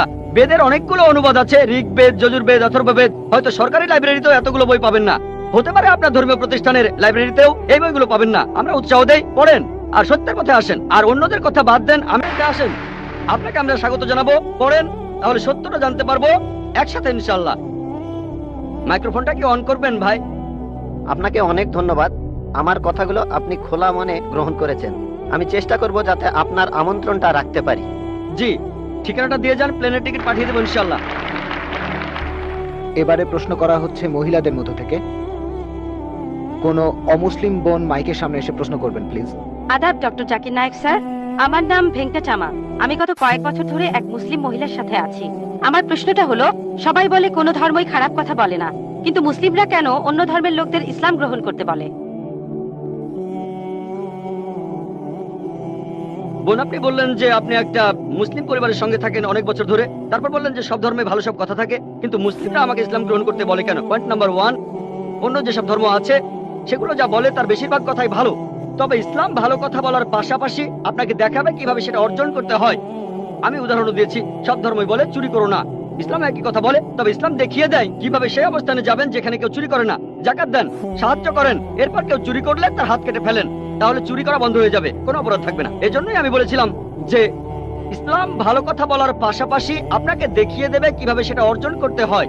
2 নম্বর পয়েন্ট, আমি বিভিন্ন ধর্মের একজন ছাত্র হিসেবে বলছি, যদি আপনি হিন্দু ধর্মগ্রন্থগুলো মেনে চলেন, মনে হয় আপনি হিন্দু, যদি হিন্দু ধর্মগ্রন্থগুলো মেনে চলেন, যদি একজন ভালো হিন্দু হন, আপনাদের ধর্মগ্রন্থই বলছে ঈশ্বর মাত্র একজন। আমার লেকচারে অনেক হিন্দু ধর্মগ্রন্থের উদ্ধৃতি দিয়েছি, এক ঈশ্বর। আপনাদের ধর্মগ্রন্থ বলছে মূর্তি পূজা করবে না। ভগবত গীতার 7 অধ্যায়ের 20 অনুচ্ছেদ বলছে জাগতিক আকাঙ্ক্ষা যাদের বুদ্ধিকে আচ্ছন্ন করে রেখেছে তারা নকল ঈশ্বরের পূজা করে, তারা মূর্তি পূজা করে। এক ঈশ্বরে বিশ্বাস করতে হবে। আজকে আমার লেকচারে বলেছিলাম বিশ্বাস করতে হবে অন্তিম ঋষিকে, কল্কি অবতার, যার বাবার নাম হবে বিষ্ণু ইয়াস আব্দুল্লাহ, তার মায়ের নাম হবে সুমতি আমিনা। তিনি জন্মগ্রহণ করবেন সাম্বালা নামের গ্রামে মক্কা। তিনি জন্মাবেন সাম্বালা শহরের প্রধানের ঘরে, মক্কার প্রধানের ঘরে। তিনি হবেন পুরো মানুষ জাতির পথপ্রদর্শক। তিনি আলোকপ্রাপ্ত হবেন রাতের বেলায় একটা গুহায়। তিনি উত্তর দিকে গিয়ে আবার ফিরে আসবেন। ঈশ্বর তাকে 8টা গুণ দেবেন। তিনি হবেন পৃথিবীর সব মানুষের পথপ্রদর্শক। তিনি একটা ঘোড়ায় চড়বেন, ডান হাতে থাকবে একটা তরবারি, 4 জন সহচর থাকবে তাকে বিভিন্ন সময় ফেরেশতাগণ সাহায্য করবেন। এরকম আরো অনেক অনেক। এই মানুষটা কে? যদি ভালো হিন্দু হয়ে থাকেন তাহলে আপনি এই অন্তিম ঋষিকে বিশ্বাস করবেন, তা না হলে আপনি ভালো হিন্দু নেই। যদি ভালো হিন্দু হয়ে থাকেন তাহলে এক ঈশ্বর বিশ্বাস করবেন, তাহলে আপনি মূর্তি পূজা করবেন না। নাতাস্তি প্রতিমা আস্তি, মহান ঈশ্বর, তার কোনো প্রতিমা নেই, তার কোনো প্রতিমূর্তি নেই, তার কোনো ছবি নেই, তার কোনো ফটোগ্রাফ নেই, তার কোনো ভাস্কর্য নেই।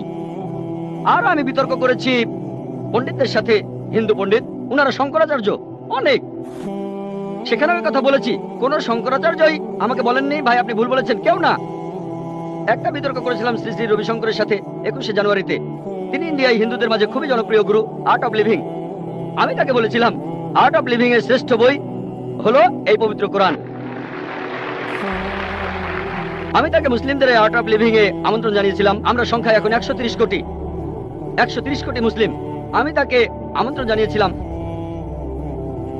যদি তিনি ধর্মগ্রন্থগুলো মানেন, তিনি বেদের উপরে একজন বিশেষজ্ঞ, তাকে এটা মানতেই হবে। একইভাবে বোন, আপনাকে বুঝতে হবে অন্য সব ধর্মগ্রন্থগুলো হয়তো আল্লাহর বাণী আপনি বলছেন, সময় বদলানোর সাথে সাথে সেগুলোও কিন্তু বদলে গেছে।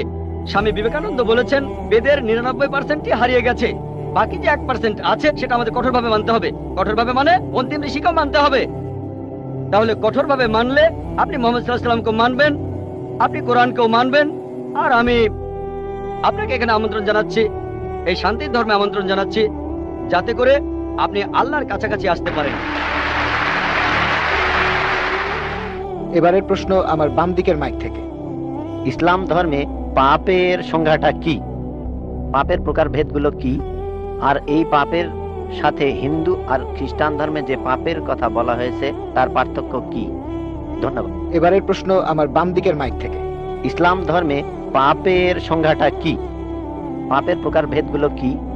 আর এই পাপের সাথে হিন্দু আর খ্রিস্টান ধর্মে যে পাপের কথা বলা হয়েছে তার পার্থক্য কি? ধন্যবাদ।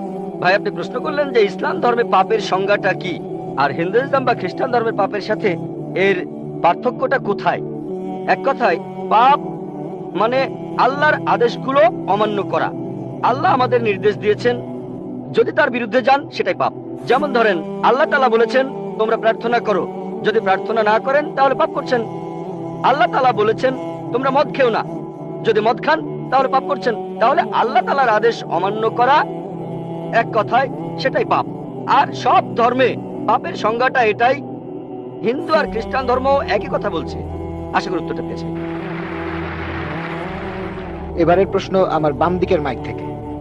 আমি অ্যান্টনি, আমি ফিলোসফির একজন ছাত্র। আপনার লেকচার থেকে আজকে যেটা শিখলাম যে সব ধর্মই বলে এমন সব কথা যেগুলো কমন, আর এমনকি মোহাম্মদও কমন, সব ধর্মেই আছে। কিন্তু পবিত্র কোরআনটা কোন দিক থেকে আলাদা? কোরআন এমন কি বলছে যেটা অন্য ধর্মে বলা নেই? যেমন ধরেন মোহাম্মদ, তার কথা সব ধর্মের বইতেই তো বলা হয়েছে। ভাই, খুব সুন্দর প্রশ্ন করেছেন। আপনি বললেন যেটা কমন সেটা মেনে চলতে। সব ধর্মগ্রন্থই বলে মুহাম্মদের কথা, আর কোরআনও বলছে মুহাম্মদের কথা। এখানে নতুন কি আছে? খুবই সুন্দর প্রশ্ন। অন্য সব ধর্মই বলে যে পরবর্তীতে একজন নবী পৃথিবীতে আসবেন, আর বাইবেলও বলছে। আপনি তো খ্রিস্টান, সম্ভবত আপনি পবিত্র বাইবেল পড়ছেন। গসপেল অফ জন 16 নম্বর অধ্যায়ের 12 নম্বর থেকে 14 অনুচ্ছেদে আছে, ঈসা আলাইহিস সালাম শিষ্যদের বলছেন আমি তোমাদের অনেক কথা বলতে চাই, কিন্তু তোমরা এখন সেটা বুঝতে পারবে না, কারণ যখন সত্যের আত্মা তোমাদের সামনে আসবে সে তোমাদের সত্যের পথে নিয়ে যাবে। আর সে তার নিজের কথা বলবে না, যা শুনবে সে কথাগুলোই বলবে। সে তোমাদের ভবিষ্যতের কথা বলবে, সে আমাকে মহিমান্বিত করবে। তার মানে সব ধর্মগ্রন্থ, হিন্দু, পার্সি, বৌদ্ধ, ইহুদি, খ্রিস্টান সবাই বলছে একজন নবী পৃথিবীতে আসবেন, একজন নবী আসবেন। কিন্তু কোরআন বলছে ইনি সেই নবী যার উপর কোরআন নাজিল হয়েছে। সেই নবী চলে এসেছেন। যখন আপনি ক্লাস 1-এ পড়ছেন, আপনার স্কুলে সবার উপরে ক্লাস 10, তারপর ক্লাস 2-তে উঠলেন, তখনও লক্ষ্য ক্লাস 10, তারপর ক্লাস 3-তে উঠলেন, তখনও ক্লাস 10ই লক্ষ্য। এখানে শুধু স্কুলের কথা বলছি। Class 5, class 6, class 7, class 8, class 9, তারপর ক্লাস 10-এ উঠলেন, তারপর এসএসসি পরীক্ষা দেবেন, ঠিক? তার মানে এই না যে ক্লাস 1 আর ক্লাস 10 এর পড়াশোনা এক। আপনি ক্লাস 10 এর জন্য প্রস্তুতি নিচ্ছেন। প্রস্তুতি নেওয়া হয়েছে 1400 বছর আগে। আল্লাহ তাআলা এই নবীকে পাঠিয়েছেন। যীশু খ্রিস্ট বলেছেন আমি তোমাদের অনেক কথা বলতে চাই, কিন্তু তোমরা এখন তা বুঝতে পারবে না, কারণ যখন সত্যের আত্মা তোমাদের সামনে আসবে সে তোমাদের সত্যের পথে নিয়ে যাবে। তাহলে 1400 বছর আগে আল্লাহ তাআলা বুঝেছিলেন যে সেটাই সঠিক সময়। এখন পৃথিবীর মানুষ এই কথাগুলো বুঝতে পারবে, অর্থাৎ পবিত্র কোরআন। অন্যান্য সব ধর্মগ্রন্থে একথা বলা হয়েছে যে মহান ঈশ্বর একজন। বর্ণনাগুলো হয়তো আলাদা। সব ধর্মগ্রন্থই বলছে এক স্রষ্টার কথা। আমরা মানব নবীদের আর চূড়ান্ত নবী মুহাম্মদ সাল্লাল্লাহু আলাইহি ওয়াসাল্লামকে। সারমর্মটা হচ্ছে একই, বর্ণনাগুলো হয়তো আলাদা।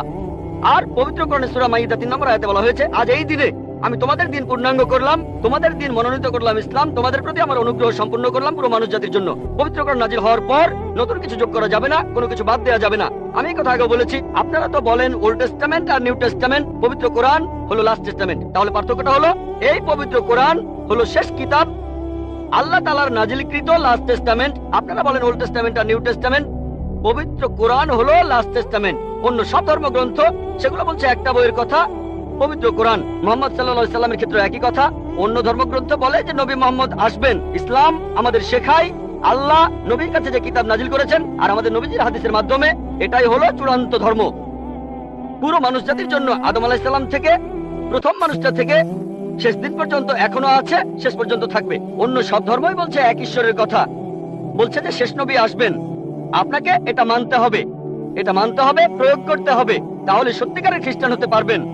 সেজন্য আমি বলি, ইসলাম আর খ্রিস্টান ধর্মের সাদৃশ্যের উপর আমি একটা লেকচার দিয়েছিলাম, সেখানে প্রমাণ করেছি যে মুসলিমরা আমরা খ্রিস্টানদের চাইতে অনেক বেশি খ্রিস্টান। খেয়াল করে দেখবেন, আমরা যীশু খ্রিস্টকে সাধারণ খ্রিস্টানদের চাইতে অনেক বেশি মানি। আমার ভিডিও ক্যাসেট দেখতে পারেন, ইসলাম ও খ্রিস্টান ধর্মের সাদৃশ্য। এবারের প্রশ্ন আমার বাম দিকের মাইক থেকে। স্যার, আমার নাম এল রবিশঙ্কর শ্রীধর। আমি বর্তমানে বিইডি কলেজের প্রিন্সিপাল হিসেবে আছি। আমি অন্য ধর্মগ্রন্থগুলো পড়েছি, যেমন বাইবেল, কোরআন, হাদিস ইত্যাদি।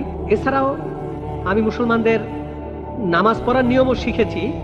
স্যার, একটা হাদিস বলা আছে, নবীজি সাল্লাল্লাহু আলাইহি সাল্লাম এক সিরিয়ানকে বলেছেন যে ধর্ম বদলানোর দরকার নেই, আর তুমি কালিমাও বলো না, তখন প্রয়োজন ছিল।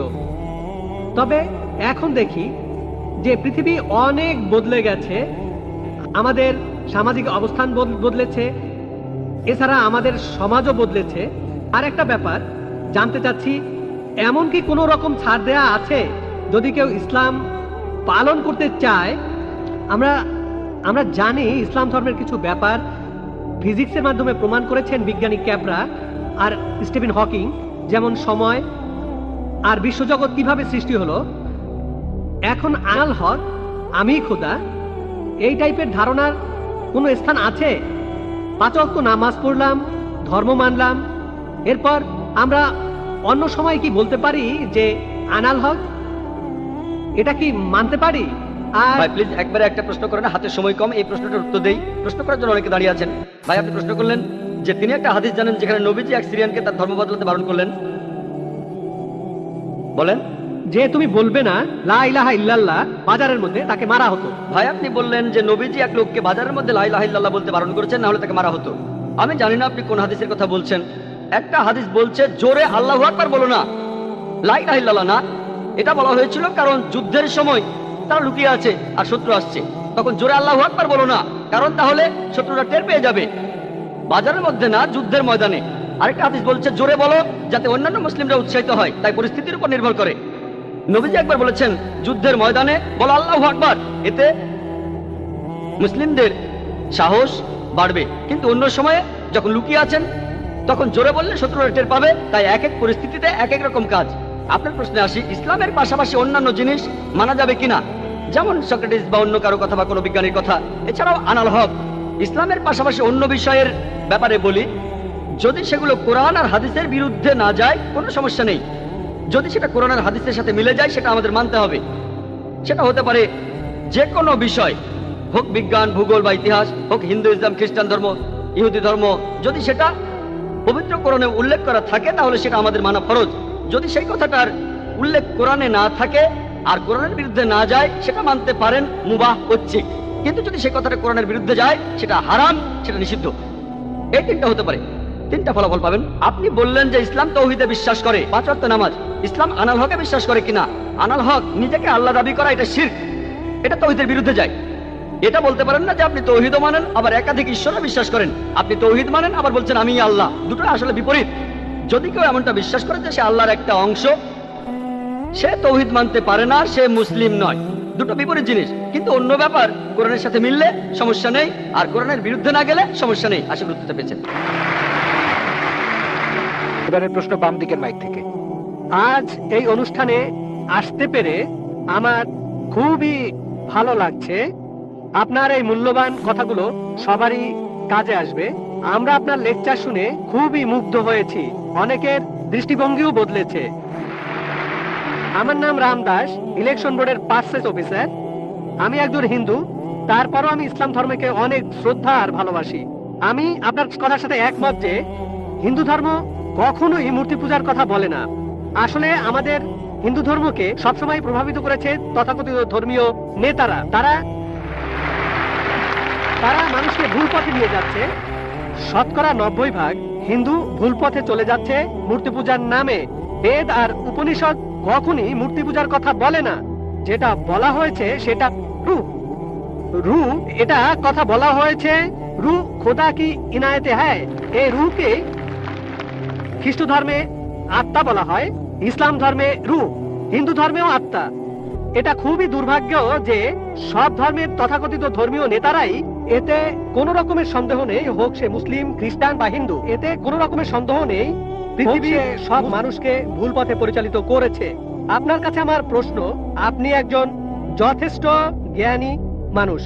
আমার আগে এক ভদ্রলোক প্রশ্ন করেছিলেন, তিনি ঠিকই বলেছিলেন ইসলামের অতীত খুব গৌরবের, তবে বর্তমান সময়ে পৃথিবীতে ইসলাম সবার জন্য একটা হাসির খোরাকে পরিণত হয়েছে। এর কারণ হলো ইসলামের ঠিকাদাররা, নেতারা ঠিক হিন্দু নেতাদের মতোই তাদের অনুসারীদের ভুল পথে নিয়ে যাচ্ছে, ভুল জিনিস শিখাচ্ছে।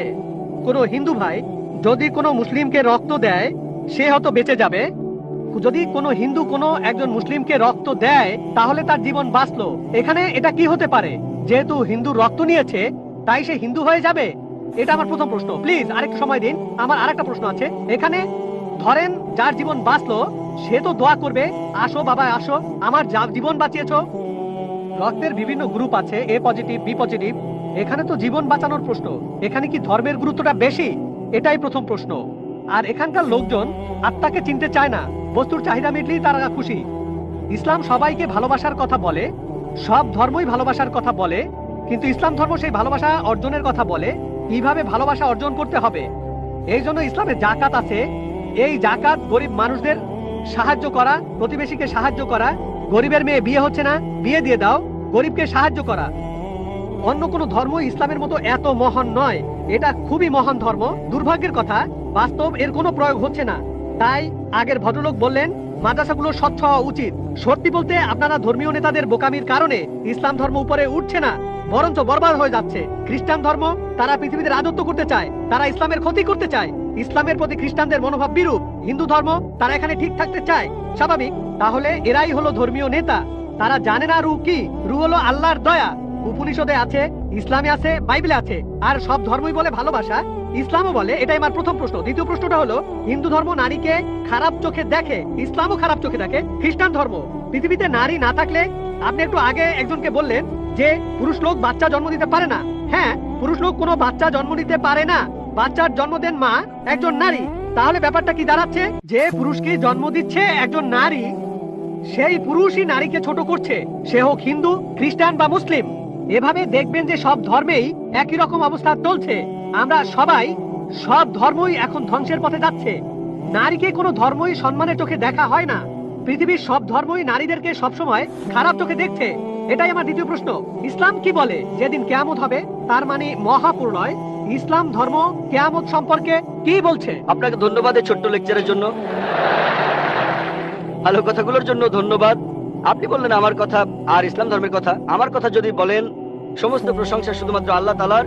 বললেন আমি জ্ঞানী, বললেন আমি অনেক জানি, আমি শুধুমাত্র একজন ছাত্র।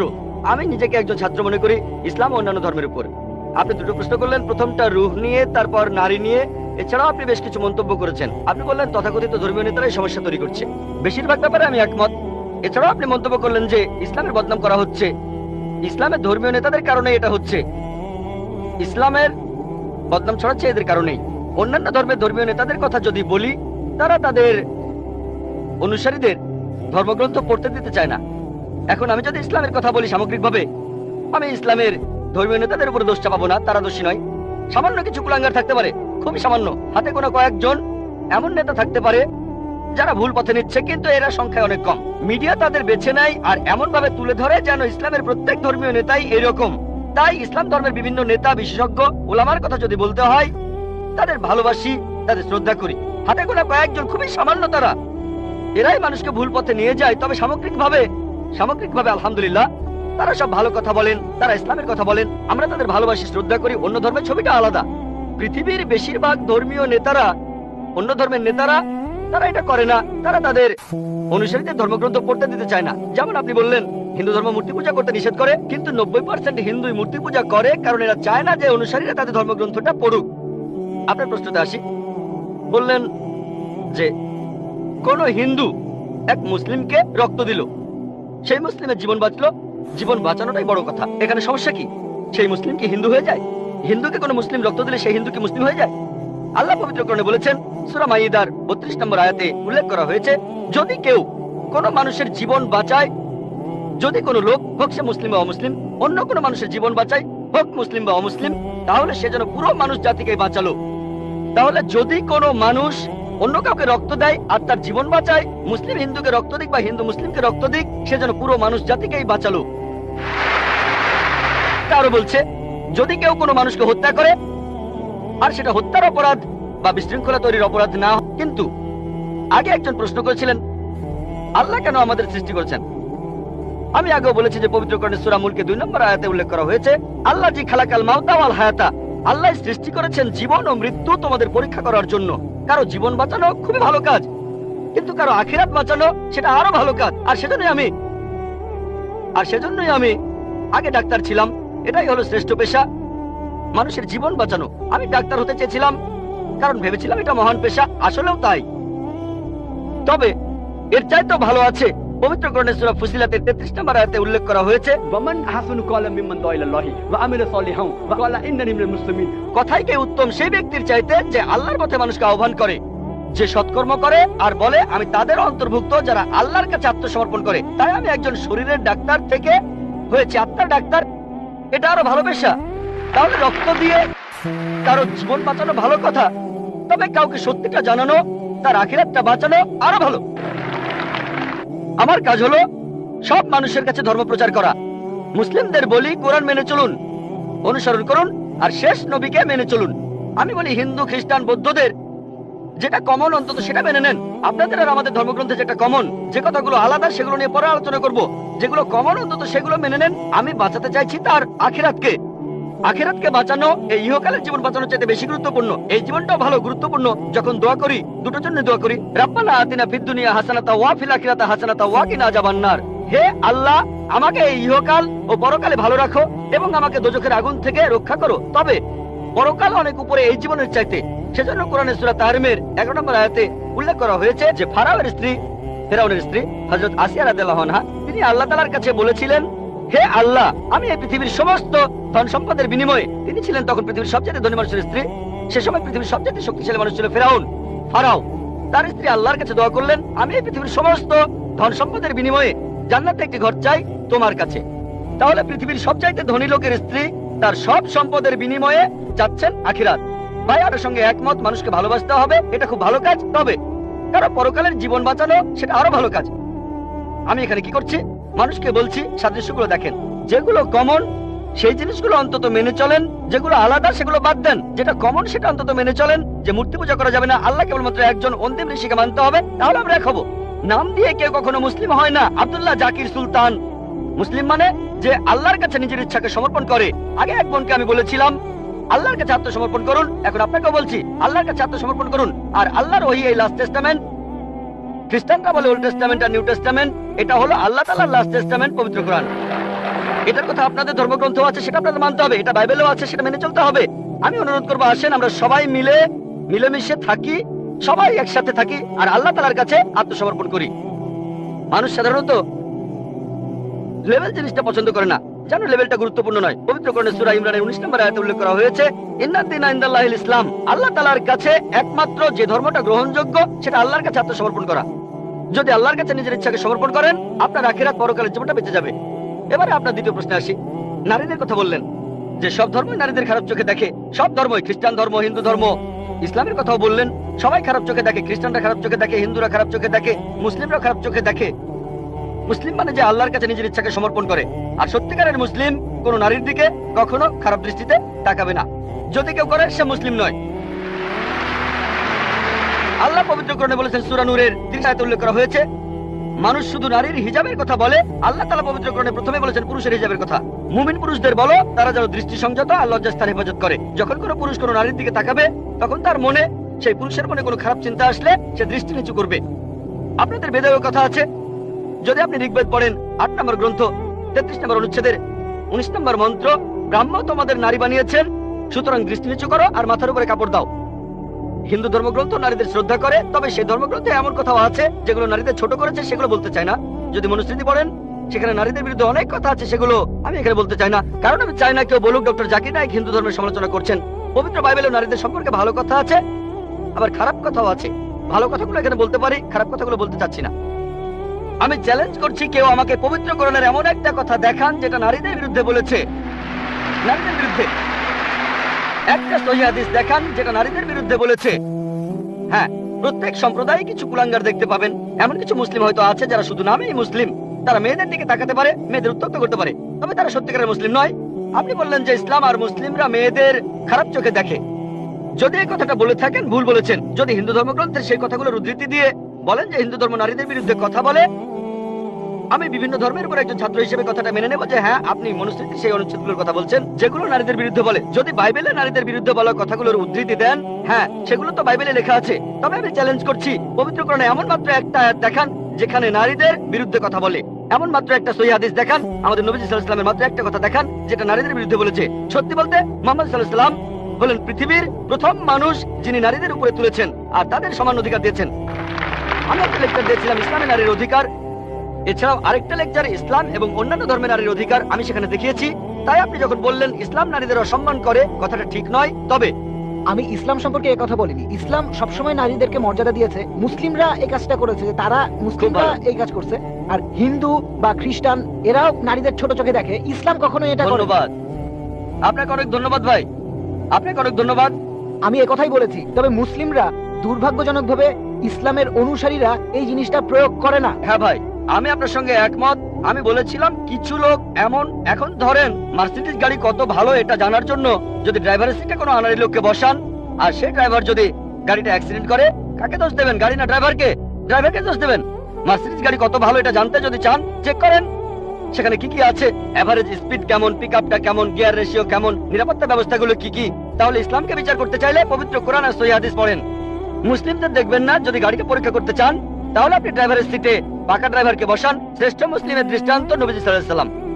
খ্রিস্টান ধর্মে পবিত্র বাইবেলে আছে, বুক অফ জেনেসিস 3-16 অনুচ্ছেদে মহান ঈশ্বর বলেছেন, তোমরা নারী, তোমরা খুব যন্ত্রণা পেয়ে সন্তানের জন্ম দেবে। এটা নারীদের প্রতি ঈশ্বরের অভিশাপ। গর্ভধারণ নারীদের জন্য শাস্তি। ইসলাম ধর্মে গর্ভধারণ নারীদের জন্য সম্মানের। পবিত্র কোরআনে সূরা নিসার 1 নম্বর আয়াতে উল্লেখ করা হয়েছে গর্ভধারিণী মাকে সম্মান করো। পবিত্র কোরআনে সূরা লুকমানের 14 নম্বর আয়াতে উল্লেখ করা হয়েছে, আমি মানুষকে তাদের বাবা মায়ের সাথে ভালো ব্যবহার করার নির্দেশ দিয়েছি। মা অনেক কষ্ট সহ্য করে সন্তানকে গর্ভধারণ করেন, অনেক কষ্ট পেয়ে সন্তানের জন্ম দেন। নবীজি বলেছেন, যদি তোমরা তোমাদের মাকে সোনার পাহাড়ও এনে দাও, তোমাকে যে 9 মাস গর্ভে ধারণ করেছিলেন তার বিনিময়ে, তারপরও শোধ হবে না। ইসলাম এই কথাই বলছে। এখন নবীজি সাল্লাল্লাহু আলাইহি ওয়াসাল্লামের কাছে একজন লোক আসলো আর প্রশ্ন করলো, এটা আছে সহিহ বুখারী 8 নম্বর খণ্ড, বুক অফ আদাব 2 নম্বর অধ্যায় 2 নম্বর হাদিস, হে নবী, এই পৃথিবীতে কাকে সবচেয়ে বেশি সম্মান দেখাবো? নবীজি বললেন, তোমার মা। লোকটা বললো, এরপরে কাকে দেখাবো? নবীজি বললেন, তোমার মা। লোকটা বললো, তারপরে কাকে দেখাবো? নবীজি আবার বললেন, তোমার মা। লোকটা বললো, এরপরে কাকে?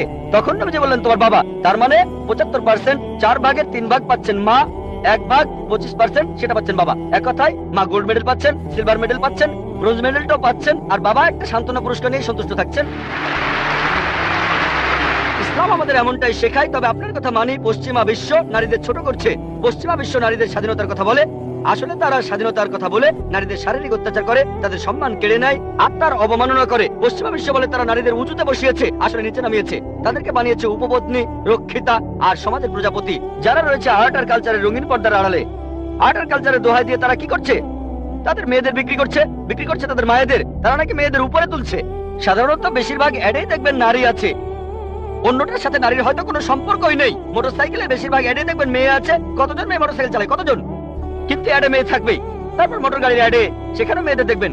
আমার এক বন্ধু একবার বলেছিল যে BMW একটা খুব বিখ্যাত অ্যাড, মার্সিডিজ বেঞ্জ খুব ভালো গাড়ি, তরুণদের প্রিয় হলো BMW, এর স্পিড বেশি, পিকআপও ভালো। তো BMW এর একটা অ্যাডে বিকিনি পরা একটা মেয়ে দাঁড়িয়ে আছে BMW গাড়ির সামনে, আর নিচে লেখা, এখনই চালানো শুরু করুন। কাকে? মেয়েটাকে না গাড়িটাকে? বিক্রি করছে মেয়েদের, বিক্রি করছে মায়েদের। ইসলাম ধর্মে নারীদেরকে সম্মান করি, মায়েদের সম্মান করি, বোনদের সম্মান করি, মেয়েদের সম্মান করি, তাদের শ্রদ্ধা করি, তাদের ভক্তি করি। আমার ভিডিও ক্যাসেট দেখেন, ইসলামে নারীর অধিকার। আশা করি উত্তরটা পেয়েছেন। এবারের প্রশ্ন মহিলাদের মধ্য থেকে। গুড ইভিনিং স্যার, আমি লক্ষ্মী আইয়ার। স্যার, আমি হিন্দু, তবে ইসলাম ধর্মে বিশ্বাস করি। আমি ইসলাম বিশ্বাস করি কারণ আমি সেরকম কিছু প্রমাণ পেয়েছি। স্যার, আপনি বললেন আল্লাহ একজন, ধর্মও একটা। এখন আমি 3 জন মানুষের উদাহরণ দেই। একজন হিন্দু, আরেকজন মুসলিম, অন্যজন খ্রিস্টান। ধরেন এই 3 জন একসাথে আছে। এখন তাদের শরীর যদি কেটে ফেলা হয়, সেখানে আপনি কি দেখতে পাবেন? শুধু রক্ত, শুধু রক্তই পাবেন। দুধ পাবেন না, পানি পাবেন না, শুধু রক্তই পাবেন। এখন সব মানুষের শরীরে যদি একই রক্ত থাকে তাহলে মৃতদেহ সৎকারের নিয়মটা আলাদা কেন? মুসলিমরা তারা কবর দেয় আর হিন্দুরা আমরা মৃতদেহ পুড়িয়ে ফেলি। বোন বললেন আপনি ইসলাম ধর্ম পছন্দ করেন, ইসলামে বিশ্বাসও করেন। আপনাকে অভিনন্দন, আর এই শান্তির ধর্মে আপনাকে স্বাগতম, সত্যের পথে আপনাকে স্বাগতম। বোন প্রশ্ন করলেন যে 3 জন হিন্দু, খ্রিস্টান, মুসলিম সবার শরীর একই রকম, একই রক্ত, একই উপাদান, কিন্তু আমরা মারা গেলে হিন্দুরা কেন পুড়িয়ে ফেলে আর মুসলিমরা কেন কবর দেয়? আসুন আমরা এটা ভালো করে দেখি। আপনি দেখেন কোন পদ্ধতিটা ভালো। হিন্দু ধর্মে কবর দেওয়ার অনুমতিও আছে শিশুদের ক্ষেত্রে, কিন্তু প্রাপ্তবয়স্ক লোক মারা গেলে তারা বলেন পুড়িয়ে ফেলতে হবে, দাহ করতে হবে। অবশ্য হিন্দুদের কেউ কেউ বলেন যে কবর দিতে হবে। আসুন আমরা এখন ভালো করে দেখি যে শবদেহ, মৃতদেহ পোড়ানো আর কবর দেয়া। এখানে আপনি দেখবেন যখন আপনি কোনো মৃতদেহ পোড়াবেন তখন পরিবেশ দূষিত হচ্ছে। মৃতদেহ পোড়ালে পরিবেশ দূষণ হয়। ইসলাম ধর্মে আমরা কবর দেই কেন? এখন আমরা জানতে পেরেছি আমাদের শরীরে যে উপাদানগুলো আছে, এই পৃথিবীর মাটিতে যে উপাদান আছে, আমাদের শরীরেও একই জিনিস পরিমাণে হয়তো কম অথবা বেশি। আমরা মাটি থেকে এসেছি, আবার মাটিতে ফিরে যাব, বিজ্ঞানসম্মত।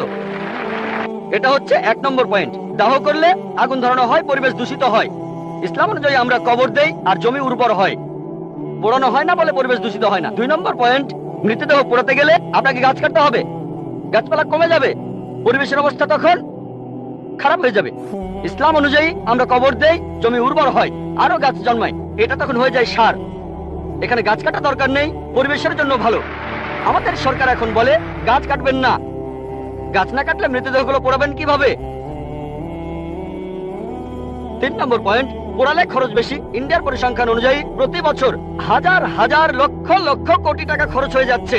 প্রতিদিন কোটি কোটি টাকা খরচ হচ্ছে, প্রতি বছর লক্ষ লক্ষ কোটি টাকা খরচ হচ্ছে শুধু গাছের পেছনে আর মৃতদেহ পোড়ানোর পেছনে। ইসলাম অনুযায়ী আমরা কবর দেই, এটা সস্তা, ফ্রি। 5 নম্বর পয়েন্ট, মৃতদেহ পোড়ালে গাছের কাঠ পুড়ে হয়ে যায় চারকোল, ছাই। ইসলামে একটা জায়গায় কাউকে কবর দিলে কয়েক বছর পরে সেখানে আরেকজনকে কবর দেওয়া যাবে, এটা সব সময় চলবে। আপনি রিসাইকেল করতে পারবেন। একই জমি কয়েক বছর পরে মৃতদেহের হাড় করে আলাদা হয়ে গেলে আবার কবর দিতে পারবেন। তাহলে যুক্তি আর বিজ্ঞান দিয়ে যদি যাচাই করেন, এটাই বিজ্ঞানসম্মত, অনেক মানবিক, অনেক ভালো। কবর দেয়া পোড়ানোর চাইতে অনেক ভালো। আশা করি উত্তরটা পেয়েছেন। আমার নাম বিনয় কুমার, আমি একজন আর্টিস্ট, একজন পেইন্টার।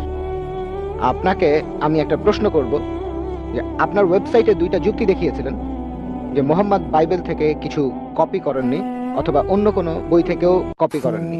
সেখানে উত্তর দিতে গিয়ে আপনি বলেছেন যে নবী মুহাম্মদের সময় বাইবেলের কোনো আরবি অনুবাদ ছিল না, কিন্তু সহিহ আল বুখারী 6 নম্বর খণ্ডের 60 নম্বর গ্রন্থ 478 নম্বর হাদিস বলছে যে গসপেলগুলো আরবিতে অনুবাদ করা হয়েছিল, বলেছিলেন বারাকা। এখানে আরেকটা ব্যাপার হলো, বললেন মুহাম্মদ ছিলেন নিরক্ষর, সেজন্য তিনি বই পড়তে পারতেন না, যেমন পবিত্র বাইবেল। কিন্তু আমি এই উত্তরে সন্তুষ্ট নই, কারণ অন্যান্য ধর্মগ্রন্থের কথাগুলো ধার করার জন্য মুহাম্মদকে শিক্ষিত হওয়ার কোনো প্রয়োজন নেই। সেখানে প্রয়োজন ছিল যে মুহাম্মদ সেগুলো শুনবেন আর নিজের ইচ্ছে মতো বেছে নেবেন।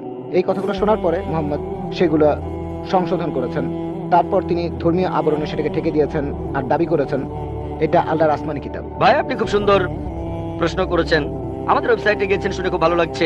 ইনশাআল্লাহ আপনি সত্যের পথে আসবেন। আমার ধারণা আপনি খ্রিস্টান, আপনার নাম হলো বিনয় কুমার, মনে হচ্ছে আপনি খ্রিস্টান। ভাই বললেন আমি 2টো যুক্তি দেখিয়েছি, 2টো না অনেকগুলো যুক্তি দেখিয়েছি, আপনি বেছে নিয়েছেন 2টো। না না ঠিক আছে, আপনার চোখে পড়েছে ওই 2টো, তবে আমি 2টো যুক্তি দেখাইনি। এই 2টো ছাড়াও আরো যুক্তি দেখিয়েছি। একটা যুক্তি দেখিয়েছিলাম যে নবীজি সাল্লাল্লাহু আলাইহি সাল্লাম ছিলেন উম্মি। আল্লাহ পবিত্র কোরআনে বলেছেন, সূরা আনকাবুতের 48 নম্বর আয়াতে উল্লেখ করা হয়েছে যে আমি সর্বশেষ নবীকে পাঠিয়েছি নিরক্ষর, যাতে করে মিথ্যাচারীরা কোন রকম সন্দেহ পোষণ না করে। এটা অবশ্যই মানবেন। একজন নিরক্ষর অন্যজন পড়তে পারে, নিরক্ষরের জন্য কাজটা কঠিন, এটা অবশ্যই মানবেন। কি বলেন? আরো কঠিন কঠিন হবে। আর যে লোক পড়তে পারে তার পক্ষে নকল করা সহজ কাজ, সে পড়তেও পারে শুনতেও পারে। যে মানুষটা নিরক্ষর সে শুধু শুনতে পারে, তাহলে তর্কের খাতিরে অন্তত পক্ষে এটুকু মেনে নেবেন কাজটা কঠিন, এটা মানেন? ভালো, মাশাআল্লাহ। তাহলে আমি এই পয়েন্টগুলো বলেছিলাম, এটা একমাত্র পয়েন্ট না, অনেকগুলো পয়েন্টের মধ্যে এটা হচ্ছে একটা, এরপর আরো পয়েন্ট আছে। আরেকটা কথা আপনি বললেন, আমি বলেছি তখন বাইবেলের আরবি সংস্করণ ছিল না, আমি এখনো সে কথাই বলছি। আপনি বলেন সহিহ বুখারীর 8 নম্বর খণ্ডে আছে যে বারাকা, হ্যাঁ গসপেল সম্পর্কে তিনি জানতেন, কোথাও বলা নেই তিনি অনুবাদ করেছিলেন। ভাই আমি চ্যালেঞ্জ করছি, আপনাকে চ্যালেঞ্জ করছি, আমি খ্রিস্টানদের কথাই বলছি। প্রথমবার বাইবেল লেখা হয়েছিল সেটা ছিল 10ম শতাব্দীতে। তার মানে খ্রিস্টান বিশেষজ্ঞরা অনেক দেরি করে লিখেছেন। আর বাইবেলের প্রথম আরবি অনুবাদ সেটা নবীজির কয়েকশো বছর পরের কথা। হ্যাঁ, বারাকাত তিনি আসলে ছিলেন বনি ইসরাইল। তিনি খ্রিস্টান ধর্ম সম্পর্কে সে সময় জানতেন, আরবিও জানতেন। তিনি আসলে অনুবাদ করেননি, হয়তো কিছু নোট লিখেছিলেন, তবে পুরো বাইবেলের অনুবাদ অসম্ভব। সহিহ বুখারী কোন জায়গাতেই বলছে না যে বারাকা পুরো বাইবেল অনুবাদ করেছে। আপনাকে চ্যালেঞ্জ করছি, এটা বলা আছে যে বারাকা তখন খ্রিস্টানদের আইন আর গসপেল সম্পর্কে জানতেন, হয়তো কিছু নোটও লিখেছিলেন। যদি সালমান রুশদির কথা তো শুনেছেন, সালমান রুশদির বইতেও কোরআনের আয়াত আছে, কিন্তু বইটাকে তো কোরআন বলা যাবে না। সালমান রুশদি বই লিখেছিল পবিত্র কোরআনের বিরুদ্ধে, তার সে বইতে পবিত্র কোরআনের কিছু আয়াতও ছিল, তার মানে এই না যে সেটাই কোরআন। এছাড়াও অনেক লেখক, যেমন আমি অনেক বই লিখেছি, তারপর সেখানে কোরআনের কিছু আয়াতও দিয়েছি। সেই বইগুলোতে Quran modern science, women's right in Islam, এই বইগুলো কোরআন না। এটা বলতে পারবেন না যে ডক্টর জাকির নাইক কোরআনের অনুবাদ করেছেন। আপনারা আমাদের ওয়েবসাইটে গেলে দেখতে পাবেন ডক্টর জাকির নাইক বই লিখেছেন কোরআন মডার্ন সায়েন্স, সেখানে অনেক আয়াতের উদ্ধৃতি দিয়েছি। সেটাকে অনুবাদ বলবেন না, এটা তো উদ্ধৃতি। আর এছাড়াও বললেন যে নবীজি মুহাম্মদ সাল্লাল্লাহু আলাইহি ওয়াসাল্লাম ভুলগুলো শুধরে নিয়েছেন। আচ্ছা, আপনার পয়েন্টটা খুব সুন্দর। আমি একটা লেকচার দিয়েছিলাম Bible and Quran in the light of science. সেখানে প্রমাণ করেছিলাম যে বাইবেলের অনেক বৈজ্ঞানিক ভুল আছে। যেমন ধরেন বুক অফ জেনেসিসের 1 নম্বর অধ্যায়ে আছে, বলা হয়েছে এই বিশ্বজগৎ তৈরি হয়েছে 24 ঘন্টার হিসেবে 6 দিনে। বলা হয়েছে যে চাঁদের আলো তার নিজস্ব আলো। জেনেসিসের প্রথম অধ্যায় 16 থেকে 19 অনুচ্ছেদ বলা হয়েছে যে সূর্য সৃষ্টি হয়েছে পৃথিবী সৃষ্টির পরে, পৃথিবী সৃষ্টি হয়েছে 3য় দিনে, সূর্য 4র্থ দিনে। এরকম আরো অনেক আছে। আপনি যদি বলেন নবীজি এগুলো নিয়ে শুদ্ধ করেছেন, যেমন চাঁদের যে আলো সেটা তার নিজস্ব আলো না, প্রতিফলিত আলো। পবিত্র কোরআনে সূরা ফুরকানের 61 নম্বর আয়াতে উল্লেখ করা হয়েছে যে চাঁদের আলো প্রতিফলিত আলো। কোরআন বলছে বিশ্বজগৎ সৃষ্টি হয়েছে 6টা আয়ামে, 6টা লম্বা সময়কাল। আপনি কি তাহলে বলছেন নবীজি এই কথাগুলো শুদ্ধ করে নিয়েছেন? তিনি কি বিজ্ঞানী ছিলেন? না, এটা আল্লাহর আসমানি কিতাব। আমার পুরো লেকচারটা শোনেন, লেকচারের অংশ বিশেষ শুনেই আমার কোনো একটা কথা নিয়ে মন্তব্য করবেন না, পুরো লেকচারটা আগে শোনেন। সেখানে আমি বলেছি যদি আপনার কথা মেনেও নেই, তর্কের খাতিরে যে বাইবেল থেকে নকল করেছেন তারপর শুদ্ধ করেছেন, কোন মানুষের পক্ষে কি এটা সম্ভব? 1400 বছর আগে বাইবেলের সবগুলো ভুল শুদ্ধ করবেন তিনি? সবগুলো ভুল শুদ্ধ করবেন?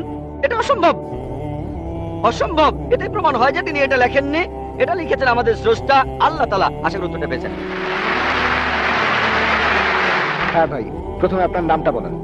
আসসালামু আলাইকুম, আমার নাম ময়ূর। আমার এক অমুসলিম বন্ধুর পক্ষ থেকে একটা প্রশ্ন করতে চাচ্ছি। এটা আমার প্রশ্ন না, সে মাইকের সামনে আসতে লজ্জা পাচ্ছে। আমি কি প্রশ্ন করব? আপনার নামটা কি বললেন?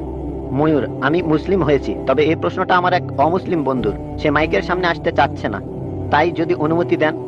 আসসালামু আলাইকুম। এই প্রশ্নটা হলো, জাকির ভাই যেসব ভবিষ্যৎবাণীর কথা বলেছেন, এমন কি হতে পারে এই ভবিষ্যৎবাণীগুলো পরে কেউ লিখেছে পৃথিবীর বিভিন্ন ধর্মগুলোতে, যাতে করে ইসলাম ধর্মকে অন্য উপায়ে প্রচার করা যায়? ভাই, খুব সুন্দর প্রশ্ন করেছেন। এটা কি সম্ভব যে এই ভবিষ্যৎবাণীগুলো সব ধর্মগ্রন্থে পরে কেউ লিখেছে? এটা কি হতে পারে? হ্যাঁ, হতে পারে। যদি পরে কেউ না লেখে, যদি ধর্মগ্রন্থটা বিশুদ্ধ হয়, তাহলে মানবেন যে এটা আল্লাহর বাণী, তাহলে নবীজিকেও মানবেন। যদি বলেন পরে কেউ লিখেছে, তার মানে আপনার ধর্মগ্রন্থ অশুদ্ধ, সেটা বাদ দিতে হবে। আপনার ধর্মগ্রন্থ বাদ দিলে একমাত্র বিশুদ্ধ ধর্মগ্রন্থ এই পবিত্র কোরআন। দুভাবেই উত্তরটা হলো কোরআন। হেড আমি জিতবো, টেইল আপনি হারবেন।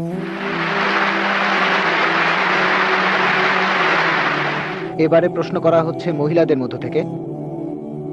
কোন অমুসলিম বোন মাইকের সামনে এসে প্রশ্ন করবেন প্লিজ। আদাব ডক্টর জাকির নায়েক স্যার, আমার নাম ভেঙ্কটামা। আমি গত কয়েক বছর ধরে এক মুসলিম মহিলার সাথে আছি।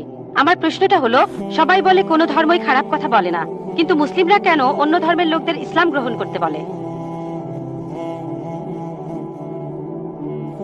বোন, আপনি বললেন যে আপনি একটা মুসলিম পরিবারের সঙ্গে থাকেন অনেক বছর ধরে, তারপর বললেন যে সব ধর্মে ভালো সব কথা থাকে, কিন্তু মুসলিমরা আমাকে ইসলাম গ্রহণ করতে বলে কেন? পয়েন্ট নাম্বার 1, অন্য যেসব ধর্ম আছে সেগুলো যা বলে তার বেশিরভাগ কথাই ভালো, তবে ইসলাম ভালো কথা বলার পাশাপাশি আপনাকে দেখাবে কিভাবে সেটা অর্জন করতে হয়।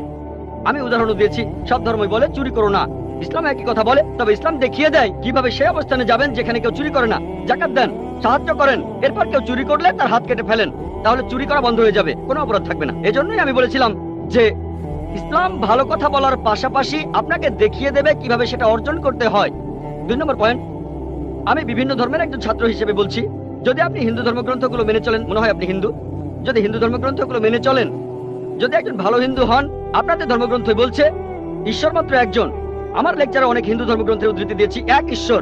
আপনাদের ধর্মগ্রন্থ বলছে মূর্তি পূজা করবে না। ভগবদ্গীতার 7 অধ্যায়ের 20 অনুচ্ছেদ বলছে জাগতিক আকাঙ্ক্ষা যাদের বুদ্ধিকে আচ্ছন্ন করে রেখেছে, তারা নকল ঈশ্বরের পূজা করে, তারা মূর্তি পূজা করে। এক ঈশ্বরে বিশ্বাস করতে হবে। আজকে আমার লেকচারে বলেছিলাম বিশ্বাস করতে হবে অন্তিম ঋষিকে, কল্কি অবতার, যার বাবার নাম হবে বিষ্ণু ইয়াস আব্দুল্লাহ, তার মায়ের নাম হবে সুমতি আমিনা। তিনি জন্মগ্রহণ করবেন সাম্বালা নামের গ্রামে মক্কা। তিনি জন্মাবেন সাম্বালা শহরের প্রধানের ঘরে, মক্কার প্রধানের ঘরে। তিনি হবেন পুরো মানুষ জাতির পথপ্রদর্শক। তিনি আলোকপ্রাপ্ত হবেন রাতের বেলায় একটা গুহায়। তিনি উত্তর দিকে গিয়ে আবার ফিরে আসবেন। ঈশ্বর তাকে 8টা গুণ দেবেন। তিনি হবেন পৃথিবীর সব মানুষের পথপ্রদর্শক। তিনি একটা ঘোড়ায় চড়বেন, ডান হাতে থাকবে একটা তরবারি, 4 জন সহচর থাকবে তাকে বিভিন্ন সময় ফেরেশতাগণ সাহায্য করবেন। এরকম আরো অনেক অনেক। এই মানুষটা কে? যদি ভালো হিন্দু হয়ে থাকেন তাহলে আপনি এই অন্তিম ঋষিকে বিশ্বাস করবেন, তা না হলে আপনি ভালো হিন্দু নেই।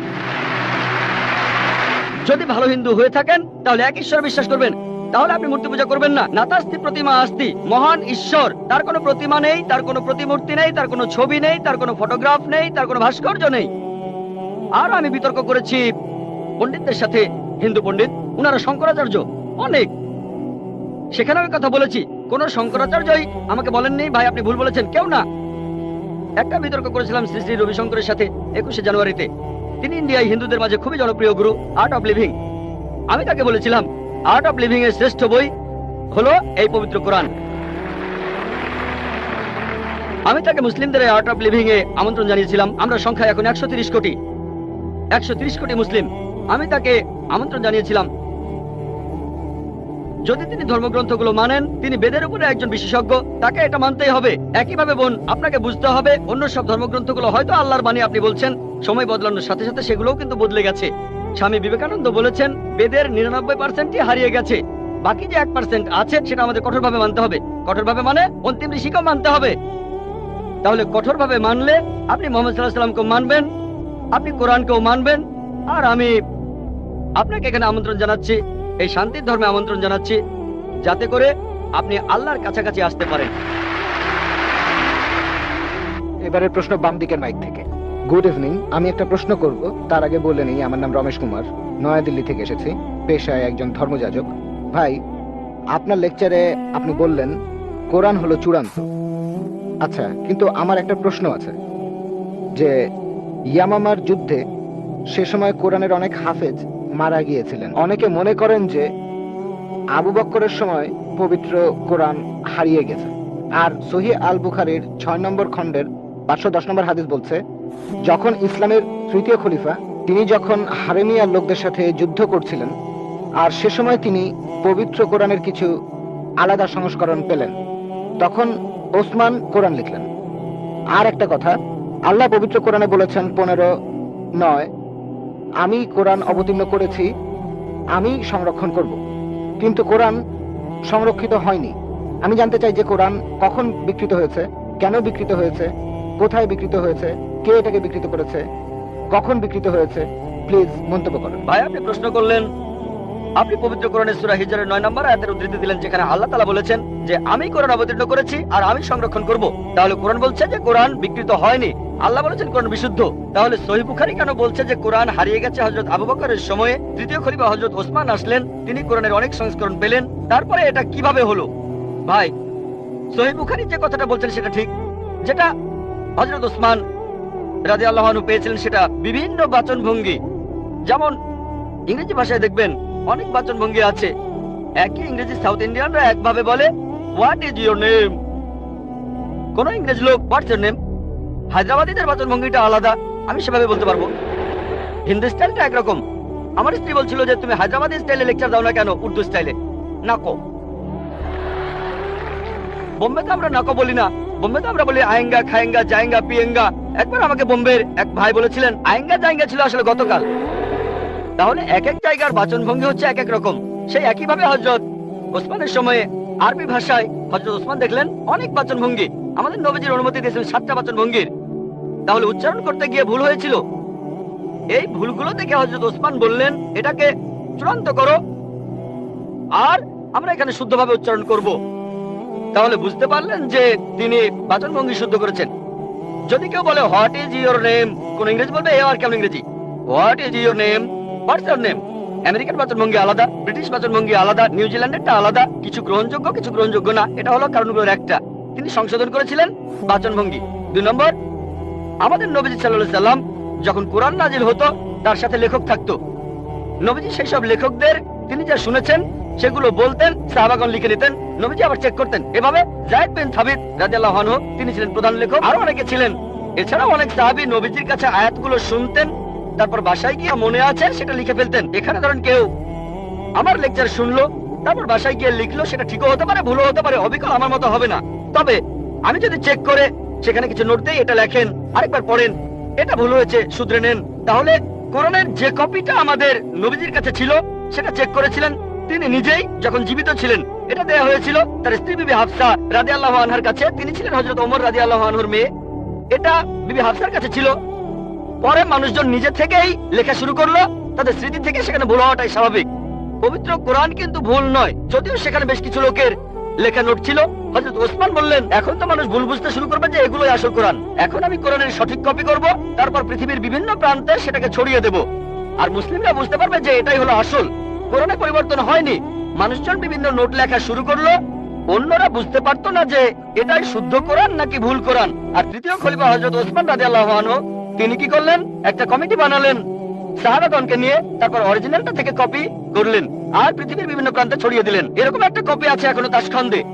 এছাড়া তুরস্কের কপটাকে মিউজিয়ামে যদি পরীক্ষা করেন অবিকল একই কথা। এছাড়াও হাফেজরা আছেন, কোরআনের সব কপি পুড়িয়ে ফেললেও পৃথিবীতে হাজার হাজার হাফেজ আছেন, পবিত্র কোরআন যাদের হৃদয়ে আছে, যদি সব কপিও পুড়িয়ে ফেলেন কথার কথা, তারপরে এই যে হাফেজগণ আছেন তারা আবারও কোরআনের কপি তৈরি করতে পারবেন। আশা করি উত্তরটা পেয়েছেন।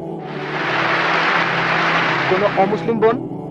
গুড ইভিনিং স্যার, আমার নাম সুতপা সরকার, আমি পেশায় একজন শিক্ষিকা। আপনাকে আমি একটা প্রশ্ন করতে চাই, ইসলাম ধর্মে কর্ম আর মোক্ষ লাভ সম্পর্কে কি বলা আছে, আর এক্ষেত্রে হিন্দু ধর্মের ধারণার সাথে পার্থক্যটা কি? বোন, আপনি প্রশ্ন করলেন ইসলামে কর্ম আর মোক্ষ লাভ সম্পর্কে কি বলা হয়েছে। হিন্দু ধর্মগ্রন্থ অনুযায়ী কর্ম মানে কাজ, আমরা যে কাজগুলো করি, অ্যাকশন, এই কর্ম করতে হবে ধর্ম অনুযায়ী। আর হিন্দু ধর্মের বিশেষজ্ঞরা একটা দর্শনে বিশ্বাস করেন যেটাকে বলা হয় সংস্কারা, জন্ম আর মৃত্যুর চক্র, জন্ম আবার মৃত্যু, যেটা হলো আবার জীবিত হওয়া অথবা মানুষের আত্মার ভ্রমণ করার থিওরি।